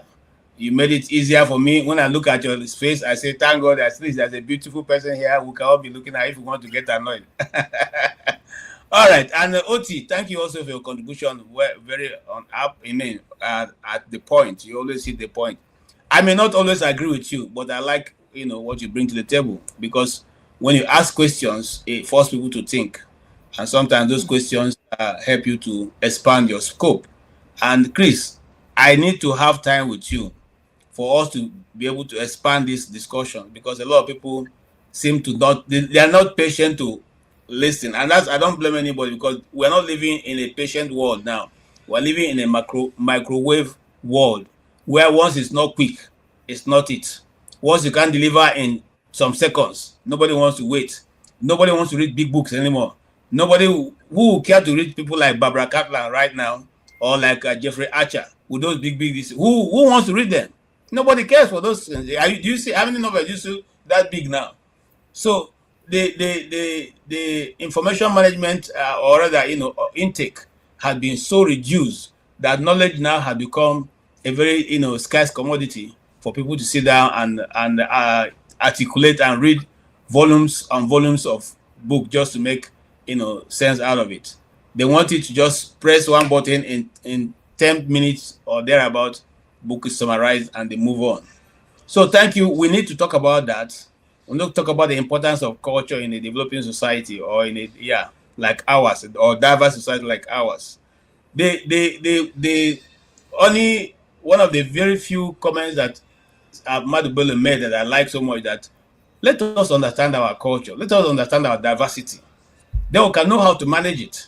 There's no way we will not if I don't understand what is important to you and I can manage you properly. I must have to understand those things, and then we also have to make a decision if it's Sharia we want, because right now they are clamoring for Sharia to be everywhere in Nigeria. If that's what you want, and I say here proudly without any fear of of contradiction, I will never be a Muslim. I have nothing against Muslims. My great-grandchildren to the 100th generation will never be Muslims. So there's no need to even try. I'm Igbo to the core, blood and flesh and blood. Never be a Muslim. I tell you the truth. Okay? And I have nothing against them. I love them as much as they are. I don't want them to be Christians either. I don't want them to be Igbo traditional worshippers either. I'm not trying to sell my custom or tradition to them either. But me, as you see me say here, my okokoko is just right behind me here. Okay? Right behind me, I have my okokoko here. I'm not going to give it up for anybody. Okay? And the religion they are trying to introduce to the South, the East especially, have nothing. It doesn't even match our society, our culture and tradition. So let's not waste. Let's not even begin. So if you want to practice Sharia, we have a country where you practice what you want. Do your people as you want. Leave us, make we do as we want. We are Igbos. Okay, we are Igbos who can never be anything different. If I today I get tired of being a Christian, I'll go back to my traditional worship, traditional religion. Anna. Okay? So I don't know where they get this idea from. Okay? It's not going to work. Listen, as we've been talking right now, which you couldn't discuss, Iran is giving up Islam. They are chanting they don't want Islam anymore. It's going to be the first country, if they succeed, to overturn from being an Islamic nation to Christian nation, because they're burning down the mosques. And then you're coming to tell me something that you know the development. Hey, anyway, I don't want to go there. This is a public forum. All we are simply saying is that we need to understand our diversity and apply what suits each region, so that each region can do as they like with their custom and their tradition. If we still have a room for federation, we can have it. If not, we shall all shake hands and say goodbye in peace.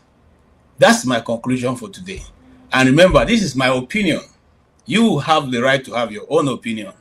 I thank one member of you, everybody here. Ovie, vote Dr. Mo. All right. Ovie, thank you also for putting Dr. Mo's this in. I like that. You are quite up. Let the people of Abuja know that they need a very fresh mind that can turn the city around very quickly also. Thank you so much, and every one of you. And until we see you again. By the way, nobody supported the channel this time. Haba. Why now? Not even Ovie. One about our lie to lie. Okay. I just come back from holiday. Everywhere dry. Until then, I will say thank you so much, and you all do have a good night.